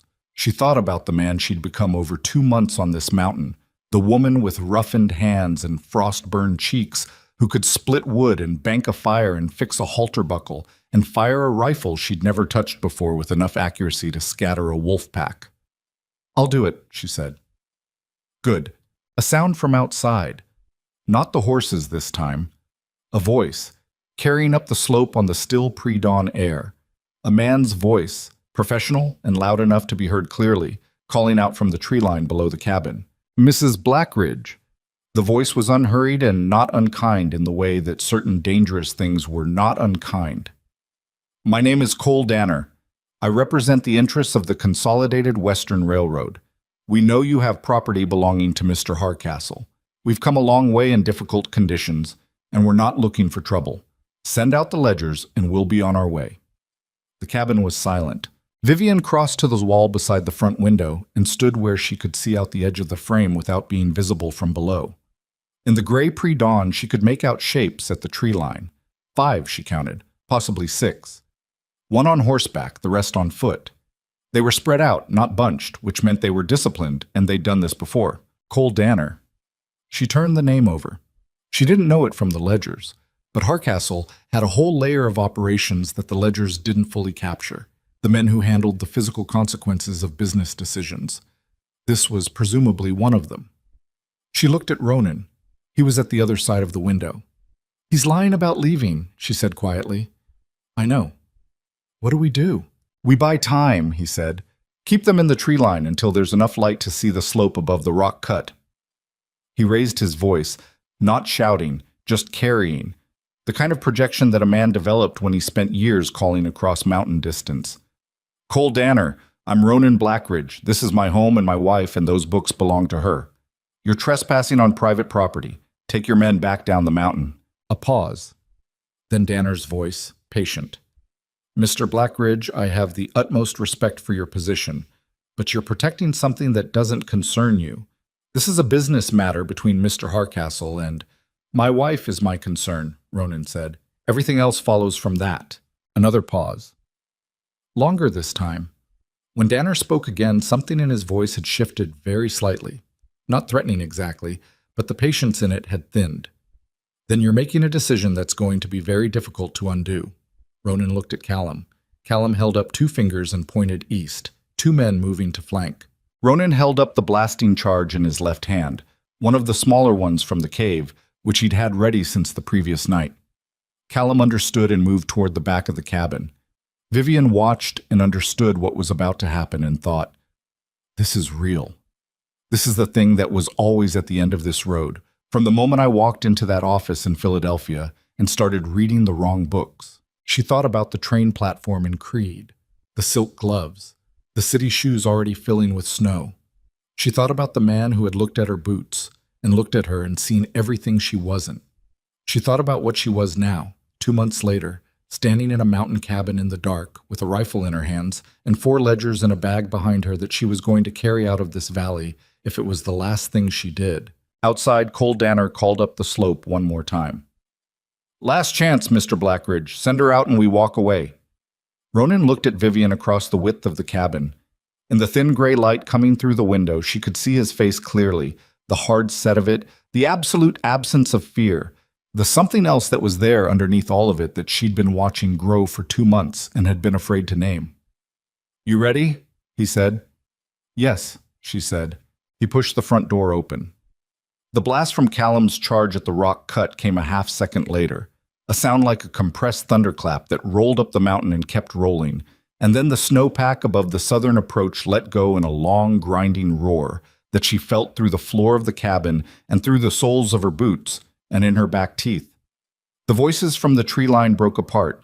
Someone shouted, horses screamed, and the siege of Ronan Blackridge's mountain cabin began in the dark before dawn, with the snow still falling and the ledgers still in their oilskin wrapping, and a woman who had come here with nothing but a secret and the determination not to let it die with her standing at the window with a rifle, learning once again that brave was just another word for terrified and moving anyway. The first shots came from the east flank, which meant 2 things. The slide had pushed Danner's men sideways off the southern approach, and they were faster at reorganizing than Ronan had hoped. Vivian heard the shots before she understood what she was hearing. A flat, sharp crack from the tree line east of the cabin. Then another, and then the sound of something hitting the log wall above the window she was standing beside. A sound like a hammer striking wood, which was so ordinary and so wrong at the same time that it took her half a second to process what it was. She dropped below the windowsill. "East side," she called. "I see it." Ronan was already moving, low and fast, crossing the cabin to the east-facing wall. He came up beside the smaller window there and looked out the edge of the frame. Two of them, working the tree line. Callum came through the back door at a low run, pulling it shut behind him. There was snow on his shoulders and a cut above his eyebrow that was bleeding freely enough to have reached his jaw. "Charge worked," he said, with the flat satisfaction of a man reporting a weather observation. "South approach is closed. Took out 2 horses. Danner's men are split. 3 went west to find another lineup. 2 came east." "Which 2?" Ronan said. "Danner's one of them." That information settled in the room like cold air under a door. Vivian stayed below the windowsill and thought about the voice she'd heard from the tree line. Patient, professional. Not looking for trouble, he'd said, which was exactly what a man looked for trouble said when he was very good at it. Another shot, this one hitting the door frame. Splinters. "They're trying the shutters," Callum said. The cabin had heavy wooden shutters on the inside of each window. Ronan had put them up in October, and she'd understood at the time they were for insulation. But standing here now, she understood they'd always served a second purpose for a man who'd thought carefully about surviving in an isolated place. Ronan moved to the east window and swung the shutter closed and dropped the iron bar across it. The room went darker. "The roof," Vivian said. Both men looked at her. "They'll try the roof," she said. "If they can't see in and they can't get through the door, they'll try to come in from above or they'll try to burn us out." She paused. "Or both." Callum looked at Ronan. Ronan looked at the ceiling. "Stovepipe goes through there," he said, pointing. A man who knew what he was doing could drop something burning down the pipe. "Or just put something on the roof and wait," she said. Ronan moved to the stove and closed the damper completely, which would stop anything from dropping down, but would also, over the next hour, allow the cabin to cool. Then he crossed to the supply shelves and pulled down a canvas tarp that had been stored rolled up on the top shelf. He handed one end to Callum without a word, and the two of them stretched it across the majority of the ceiling, fixing it to the wall hooks that had previously held drying herbs and strips of dried meat. It would not stop fire. It might slow it down. Outside, the shots had stopped. The silence that followed was worse. Vivian crossed to Ronan, keeping low. "They're moving around to the west side," she said quietly, "to link up with the others. That gives us maybe 10 minutes before they've circled fully." "What's the reserve charge?" "Buried at the base of the woodpile, against the west wall." He read her expression. "That was before I knew they'd be against the west wall when it went. Can we get to it from inside?" A pause. "There's a trap door, root cellar." He pointed at the rug near the south wall, which she had walked over every day for 2 months without knowing what was under it. "Goes under the west wall. I've never used it in winter. The tunnel fills with snowdrift in bad months." "How bad is it now?" "I don't know." She looked at the rug. She looked at him. "Find out," she said. He moved the rug and lifted the trap door, and cold air rose from below, like the mountain had been saving it. He dropped down into the darkness. She heard him moving, the scrape of boots on frozen dirt, then a longer silence, then the muffled sound of impact, something being cleared. Callum was at the front window, shutter cracked barely a finger's width, watching the yard. "4 of them now," he said, "coming around the woodpile side. Danner's not with them." "Where's Danner?" "I don't see him." Ronan came back up through the trapdoor. He had snow in his hair and on both sleeves up to the elbow. "Tunnel's passable," he said.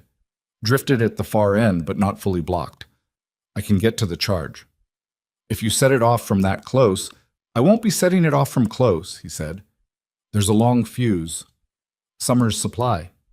He looked at her. "I need 3 minutes. Keep them from coming around the west side for 3 minutes." She looked at Callum. He nodded once. "Go," she said. What happened in the next 3 minutes was not something Vivian could reconstruct clearly afterward. It was fragments. The sound of shots from Callum's rifle, controlled and deliberate, the kind of shooting that was meant to keep men's heads down rather than hit them, which she understood was a distinction that mattered.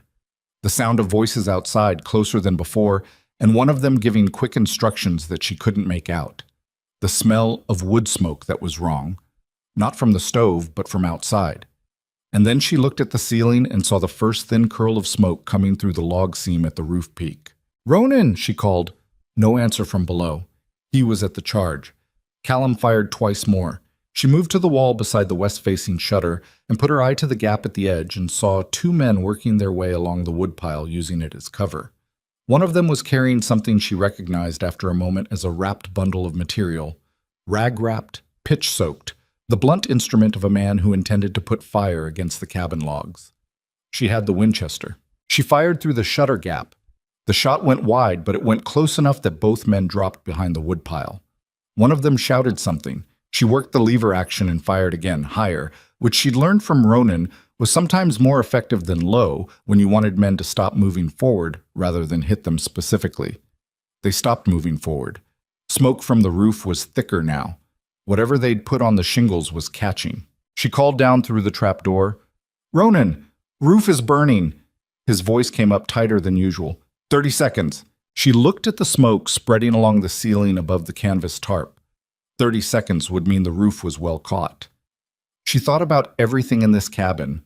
The rope bed, the iron stove, the shelves of dry goods, the harness hanging by the door that Ronan had mended by firelight on a dozen evenings while she read, and the silence between them was finally something she could rest in. All of it flammable, all of it theirs, which was a word she'd arrived at slowly and was only now fully understanding the weight of. The charge went off. It was a different sound than the first blast, closer, more compressed, a concussion that she felt in her sternum and that knocked a row of tin cups off the shelf above the stove and cracked the glass in the south window. The west wall of the cabin shuddered.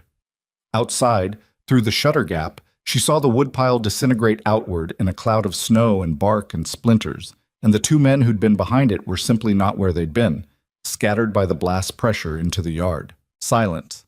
Then, "Vivian!" Ronan, climbing up through the trapdoor, a long graze along his left forearm that was bleeding onto the sleeve of his coat, debris from the blast, probably, or the tunnel wall when the charge went off. He didn't look at it. "We need to move. Now." Callum was already at the back door. "Yard's clear on the east. Danner's unaccounted for." "East Ridge," Ronan said. He looked at Vivian. She already had the carpet bag. They went out the back door at a low run, Callum leading, Ronan behind Vivian, into the thin gray light of a December morning that had turned the color of old pewter. The snow in the yard was undisturbed on the east side, which meant they were ahead of the flanking movement, but not by much. Behind them, the cabin roof was burning in earnest now. She could hear it, the sound of fire and wood that has been drying for years, a sound that was almost enthusiastic. She did not look back. She told herself she would not look back, and she managed it for perhaps 40 yards into the tree line, and then she looked back. The cabin was burning at the roofline, and the smoke was black and heavy against the pale sky, and the woodpile, what was left of it, was scattered across a wide radius in the snow. It looked like a painting of a disaster. It looked like something that had happened to someone else. She turned back to the trees and kept moving. The East Ridge route was exactly as Ronan had described it to her, at the table in the small hours of that long, careful night. The night she'd made him explain every turn and every landmark and every failsafe, and she understood now why she'd pushed for that detail, even when she'd been half hoping she'd never need it. She'd known. Some part of her had known. The ice section was bad. Callum went first with the rope and fixed it around a pine trunk at the top of the step, and Vivian went second, the carpet bag over her shoulder, her boots finding purchase on the ice the way she'd learned to find purchase on uncertain surfaces over 2 months of mountain living. Wait forward, small steps, don't hurry, trust the boot to grip what it can grip and correct when it doesn't. She made it across. Ronan came last, the rope slack in his hands for the final 10 feet, which he crossed without using it. He was watching behind them. "Danner," he said quietly when he reached the top of the step. Vivian looked back down the slope. 200 yards below, at the edge of the east tree line, a single figure was moving. Not fast, careful. The way a man moved when he was tracking rather than chasing. Patient. He knows where we're going, she said. He knows we're going east. He doesn't know the route. Ronan looked at Callum. The split boulder. 20 minutes at this pace. 15 if we push. Callum looked at Vivian, at the bag over her shoulder. Can you push? Yes, she said. And she meant it, though her legs were already burning and the altitude was making every breath cost more than it should. They pushed. The mountain above the ice section was open slope for 100 yards before the tree cover resumed, and crossing it was the worst part. Exposed, visible from below, the footing uncertain under fresh snow that concealed the older, harder pack beneath. Vivian fell twice. The first time she caught herself with her free hand and kept moving without stopping. The second time she went fully down and slid 3 feet before Ronan caught her arm, and for a moment they were both on the slope, their combined weight threatening to slide further, and she felt his grip on her arm and held still and let him anchor them both until the slide stopped. Got it, she said. I know, he said. He didn't let go of her arm until she was standing. They made the tree line. Behind them, the figure of Cole Danner had crossed the ice section. He was a capable man, she had to give him that, and was working up the open slope with the unhurried efficiency of someone who had done this kind of work in this kind of terrain before. Split boulder, Callum said, pointing. She saw it. The massive granite block cleaved almost perfectly in half, sitting at the high point of the ridge exactly where Ronan had told her it would be. The notch he'd cut into the left face years ago visible from 30 yards away as a pale scar against the darker rock. They reached it. Callum angled immediately left and down, following the line Ronan had described, into the tree cover on the far side of the ridge where the grade changed and the exposure dropped and the mountain finally began to feel like something that might let them through. Ronan stopped at the boulder. Vivian stopped too. Go, he said. Follow Callum. No. Vivian, I said no. She set the carpet bag down against the base of the boulder. Callum has the route. He can get the ledgers to Ridgeway without me. If you're staying to deal with Danner, I'm staying. That is not a reasonable. I have a rifle, she said. I have ammunition. I can shoot. You know I can. She looked at him with everything she had, all of it, everything this mountain had made her. Don't send me away from you right now, please. He looked at her for a long moment. The wind moved through the pines around them. Below, Danner was in the trees now, maybe 100 yards down, and she could hear him, the careful, deliberate sound of a man who knew he was close. Give Callum the bag, Ronan said. She picked it up and went to the edge of the tree line and threw it. A two-handed underhand toss that landed in the snow 10 feet down the slope toward where Callum had stopped and turned at the sound of them not following. He looked at the bag. He looked back up at them. He understood. He picked up the bag and kept going down the far side of the mountain toward Ridgeway and the telegraph and the federal court that was going to receive 4 composition ledgers and oilskin wrapping and do something real with them. Vivian came back to the boulder. Ronan had positioned himself on the right side of the split, using the rock face as cover. He looked at her beside him, and then he looked at the slope below and waited. She had the Winchester. Her shoulder remembered the recoil. She was not afraid of it anymore. Cole Danner came out of the trees below them alone, which told her the blast had been more effective than she'd fully processed in the chaos. He was the last of them. He stopped when he saw them at the boulder. He was perhaps 60 yards down the slope, a lean figure in a gray coat, and he assessed the situation with the same quiet efficiency he'd brought to everything else. It's over, Danner, Ronan called down. Your men are done. The ledgers are gone. A pause. Danner's voice came up the slope clean and cold. The ledgers aren't what I'm here for anymore, Mr. Blackridge. Vivian felt Ronan shift beside her. Tell your employer those records are going to reach Denver before the week is out, she called back, and her voice was steadier than she'd believed possible.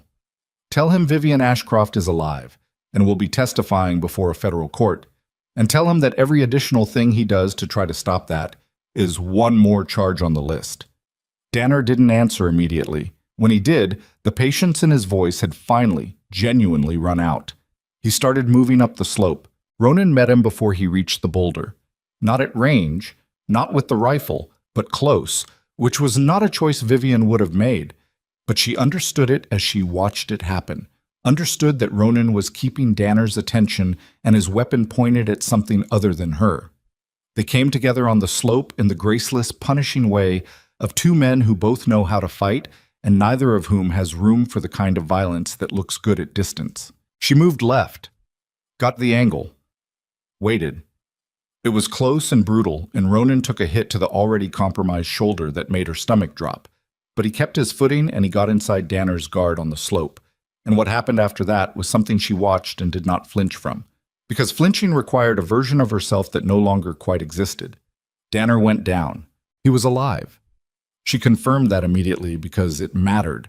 A man who was alive could still testify to things, could be delivered to a federal court along with 4 composition ledgers and constitute evidence rather than consequence. Ronan straightened up. He was breathing hard and his left arm was not moving correctly, and there was blood on his coat from a cut on his jaw, and he looked, standing on that icy slope above a burning cabin with the smoke of it still visible against the winter sky, like something the mountain had assembled from its own materials. He looked at her. "You all right?" he said. Her legs were shaking. She hadn't noticed until just now. She put her back against the boulder and let herself shake for a moment. "Yes," she said. "Your shoulder. It'll manage. Ronan, your shoulder. I know." He crossed to her, stepping over Danner carefully, and when he reached her, he put his right hand against the side of her face and looked at her with the kind of directness he reserved for things he was very serious about. "It'll manage," he said again. "We'll deal with it." She put her hand over his, her roughened, frost-burned, completely unrecognizable hand. "We'll deal with it," she agreed. Below them, very far below, the cabin was still burning. She could see the smoke column rising above the tree line in a long, dark streak against the pale sky. Everything they'd owned, the rope bed and the iron stove and the shelves, the book she'd been reading the night she decided she didn't want to leave, the harness he'd mended by firelight, ash now, all of it. She thought about the split pieces of wood she'd managed badly at first and eventually managed adequately. She thought about the night of the wolves and the coffee in the morning after, and the way the silence had changed between them over 50 days from something empty to something full. None of that was in the cabin. All of that was here, on this slope, in the thin, cold air of a December morning with the mountain indifferent around them and Callum Price somewhere below carrying 4 ledgers toward a telegraph in justice, and Cole Danner breathing in the snow at their feet, and Ronan's hand warm against her face.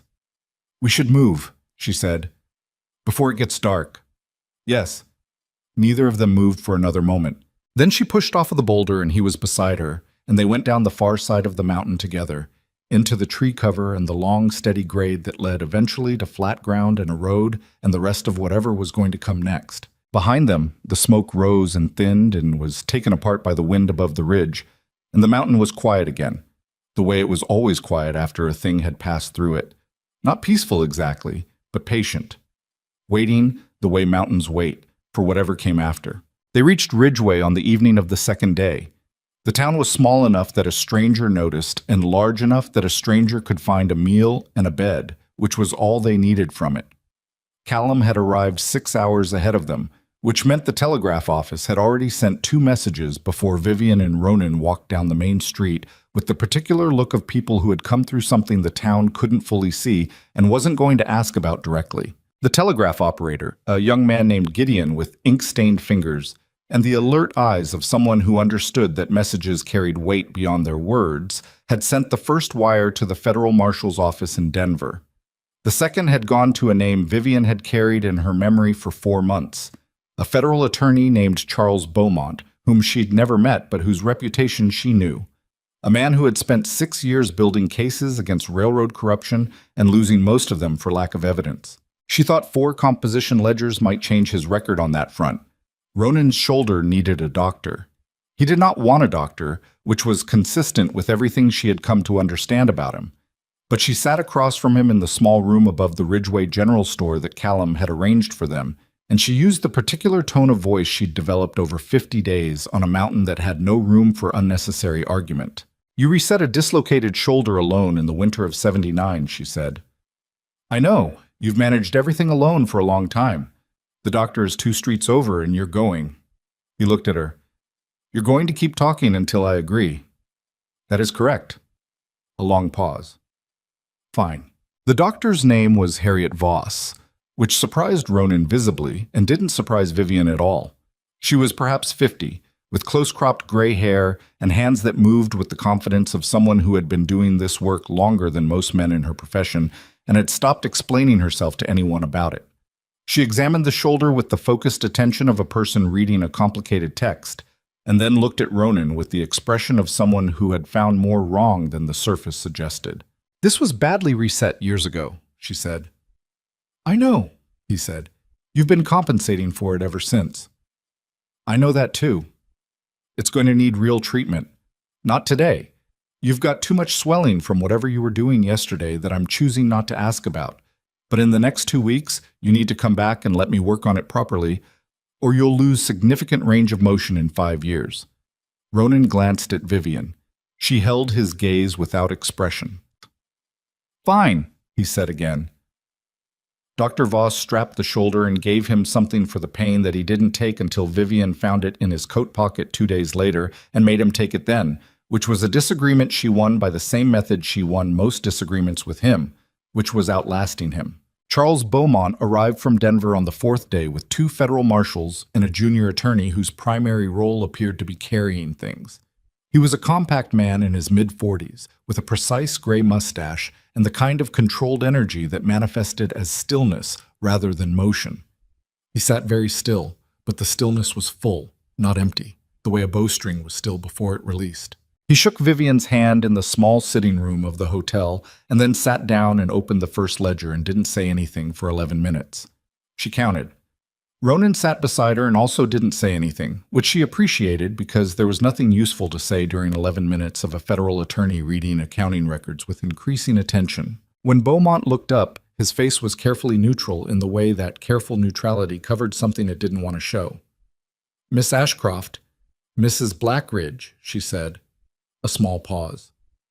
"Mrs. Blackridge, these are Hardcastle's operational accounts." "Yes."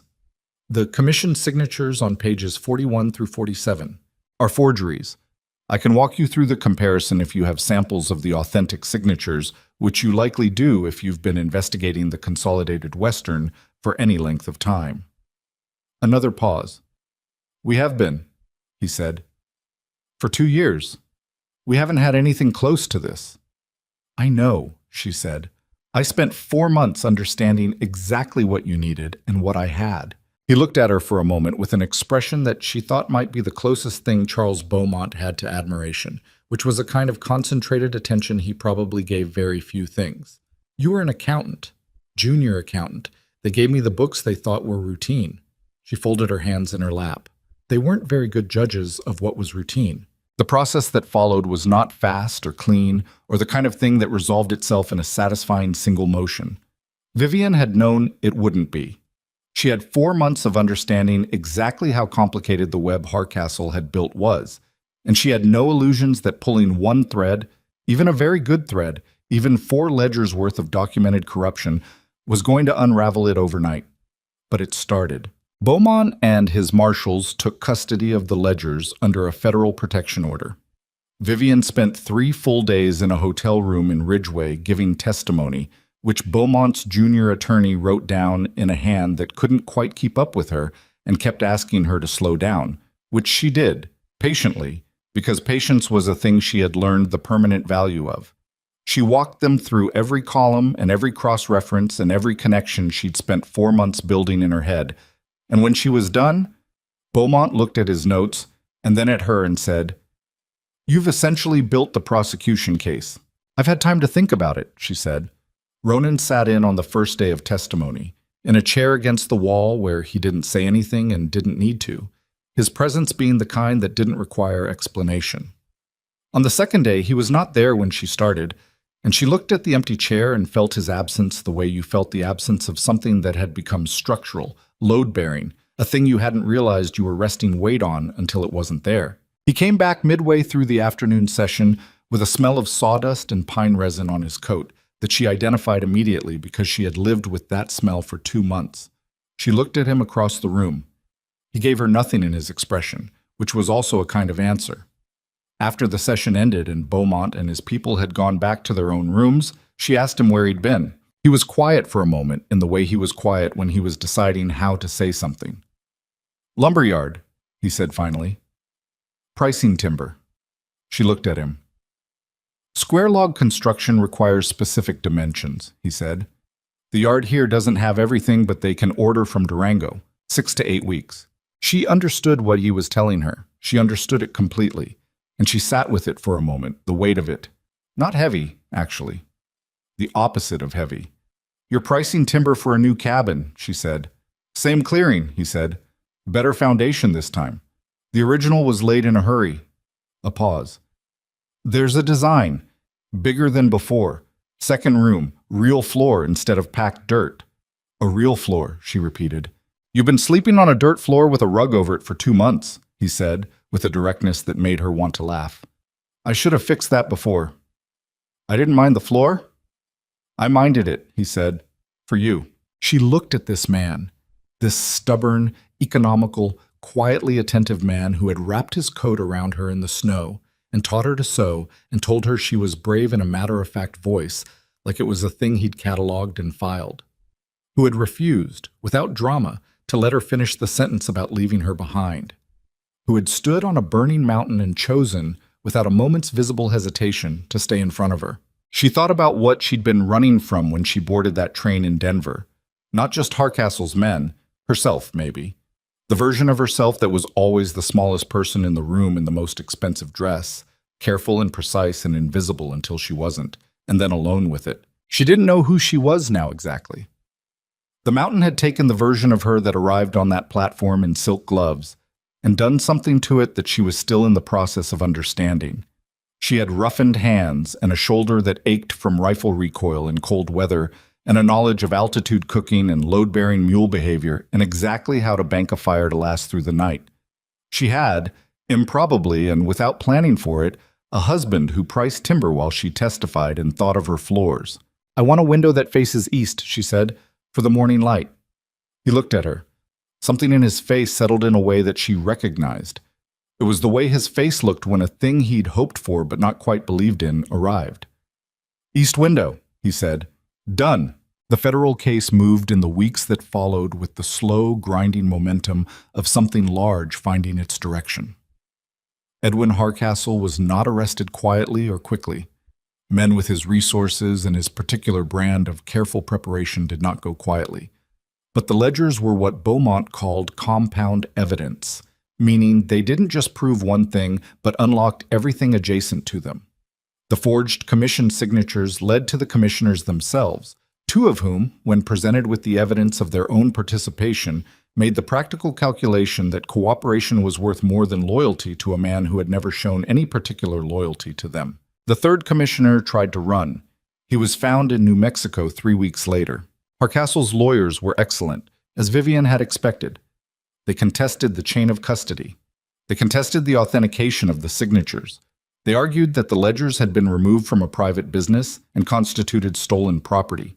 Vivian was prepared for all of it because she had spent 4 months thinking about exactly this, and in a federal courtroom in Denver 6 weeks after she'd walked down from that mountain, she sat across from the best legal minds Hardcastle's money could assemble and answered every question in the same flat, precise way she'd answered questions about accounting for the past 8 years. She was not afraid of them. She had been afraid of many things in the past several months, and all of them had been more frightening than a lawyer in a good suit. The case against Cole Danner was simpler. He had been delivered to federal custody by Callum Price, who had descended the mountain by a different route and met the marshals coming up from Ridgeway with the efficiency of a man who had operated in difficult terrain under bad conditions for most of his adult life. Danner said nothing at his arraignment. He said nothing at his hearing. He had the look of a man who understood exactly what he'd been doing and had made peace with what it cost, which Vivian found less admirable than he probably intended and more human than she'd expected. The verdict came down on a Thursday in February.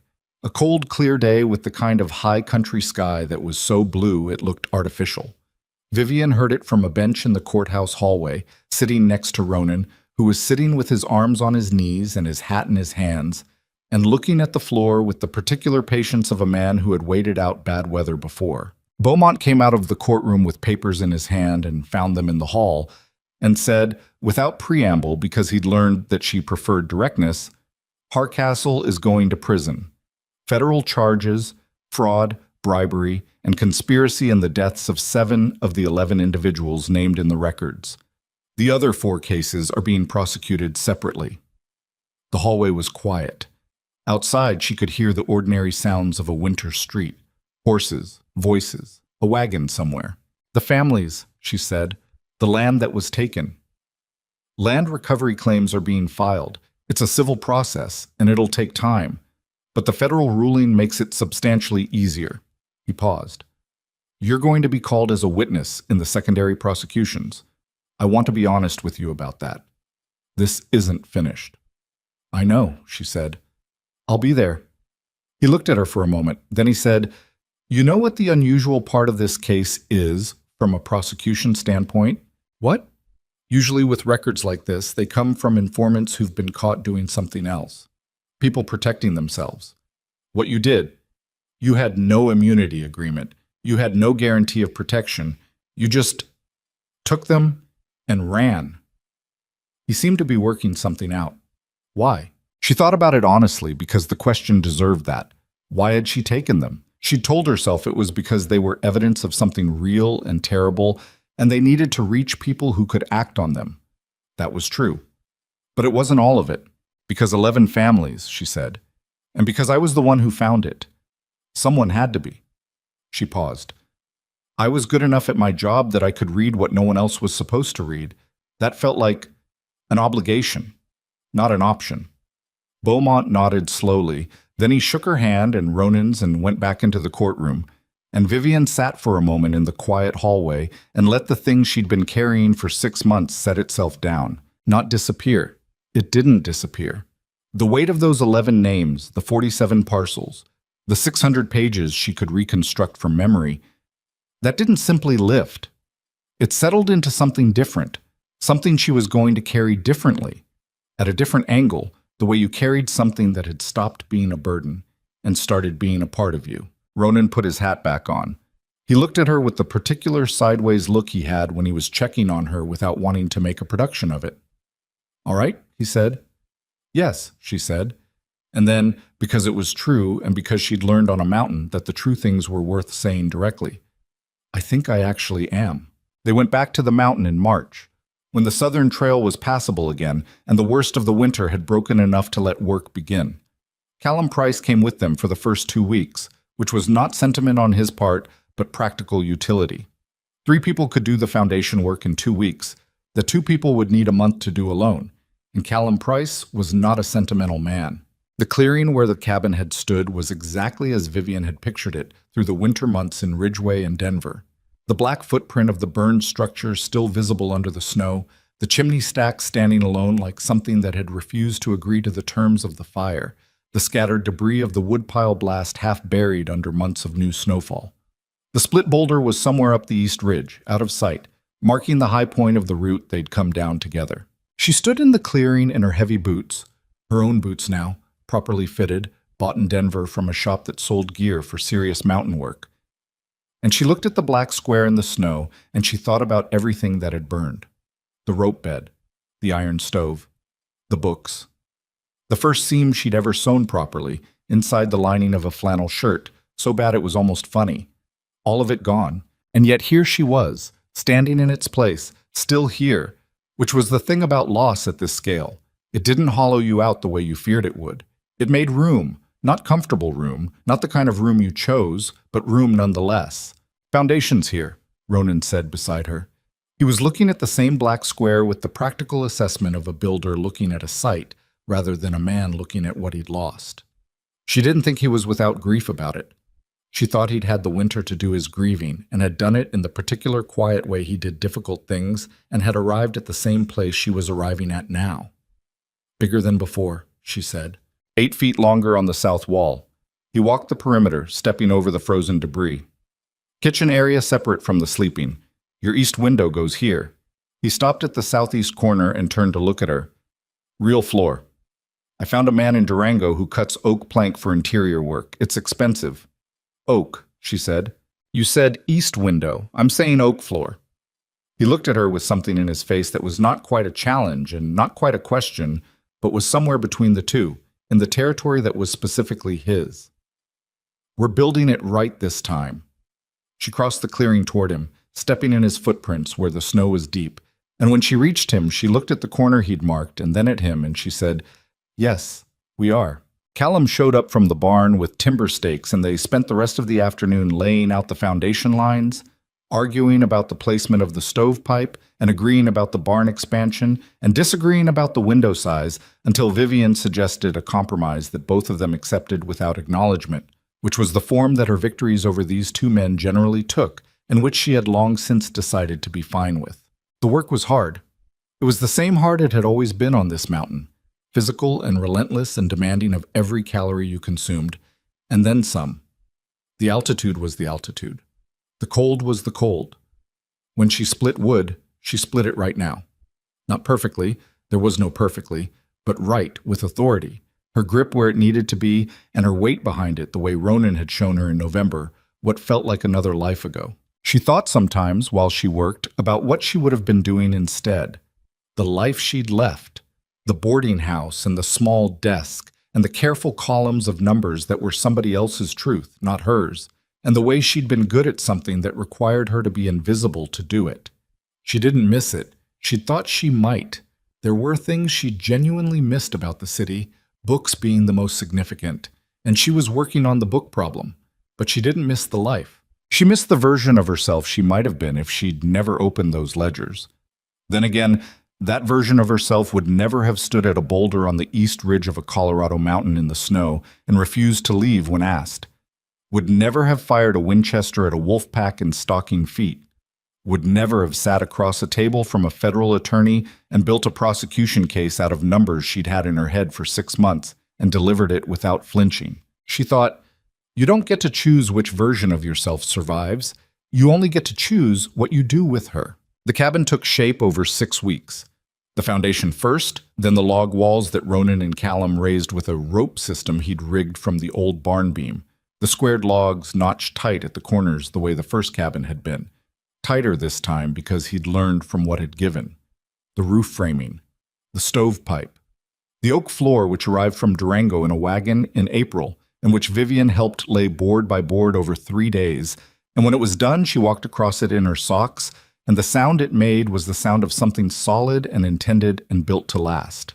The east window went in on a Saturday, the last Saturday of April, and the morning light came through it the following Sunday exactly as she'd told him it would, low and golden, spreading across the new oak floor in a way that made the whole room look warmer than it was. Ronan stood in the kitchen area, watching her stand in the light for a moment. "Good window?" he said. "Excellent window," she said. He made a sound that was fully a laugh this time, not the partial one she'd first heard months ago, but something complete and unguarded. And she looked at him in the morning light. This man who was still not easy, still not warm in the way people used that word casually, still more comfortable expressing affection through the placement of an east window than through saying anything directly about it. And she thought that the whole story of them was in that laugh. Everything it had cost to get here, everything that had burned, everything still standing. She had come to this mountain with nothing but 4 ledgers wrapped in oilskin and a decision that had been less of a plan and more of a desperate forward motion, not toward something, but away from the alternative. She had not expected the mountain. She had not expected the man. She had certainly not expected what she'd found when the mountain and the man had done what they'd done to her, which was strip away everything that was performance and leave something that was just hers. The reporter from the Denver paper who'd covered the Hardcastle trial had written about her afterward.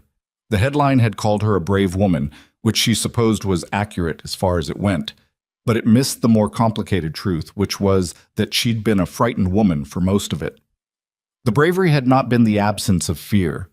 It had been the refusal to let the fear make the decisions, which was a different thing and a harder one, and a thing she'd learned on a mountain in Colorado from watching a man who lived it as naturally as breathing. She had tried to explain this to the reporter. He had nodded and written something else down that was simpler. She had decided to be at peace with that. Later that afternoon, she found Ronan at the new woodpile, say, he'd rebuilt it against the north wall, farther from any structure, she noticed. which was a lesson learned and absorbed without being spoken. And she picked up the axe and split her share of wood and stacked it, and he split his. And there was nothing remarkable about the afternoon except that it was theirs, fully and completely, on a mountain that had cost them everything they'd brought to it and given them back something they hadn't known to ask for. She set the last piece of split wood on the stack and stepped back and looked at the cabin. Their cabin, the new one, bigger and more solid and with an oak floor and an east window, rising clean against the mountain behind it. "We should name it," she said. Ronan set his axe down, looked at the cabin, then at her, with the evaluating expression she still loved most on him, the one that meant he was taking something seriously. "Name it," he repeated. "Like a ship." "Like a homestead," she said. "People name homesteads." "What would you name it?" She thought about it, about what had happened here, what had been built and burned and built again, about 11 families who were slowly, through the grinding machinery of federal courts, getting something back that had been taken from them, about the woman who had stepped off a train in the wrong shoes and refused to get back on. "Something that means it's still standing," she said. That's all.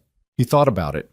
He was quiet in the way he was quiet when he was genuinely considering something and not just waiting for the conversation to end. After a while he said, "My grandfather had a word for it. In the language his people spoke. He said it meant the thing that bends but holds." He paused. He used it to describe certain kinds of wood, the wood that flexes under load instead of snapping. She looked at the cabin. "That," she said. He nodded once. The afternoon light was long and western by now, turning the snow on the slope above them the colors she'd given up trying to name in the first month and had simply started accepting as things she got to see because she lived here.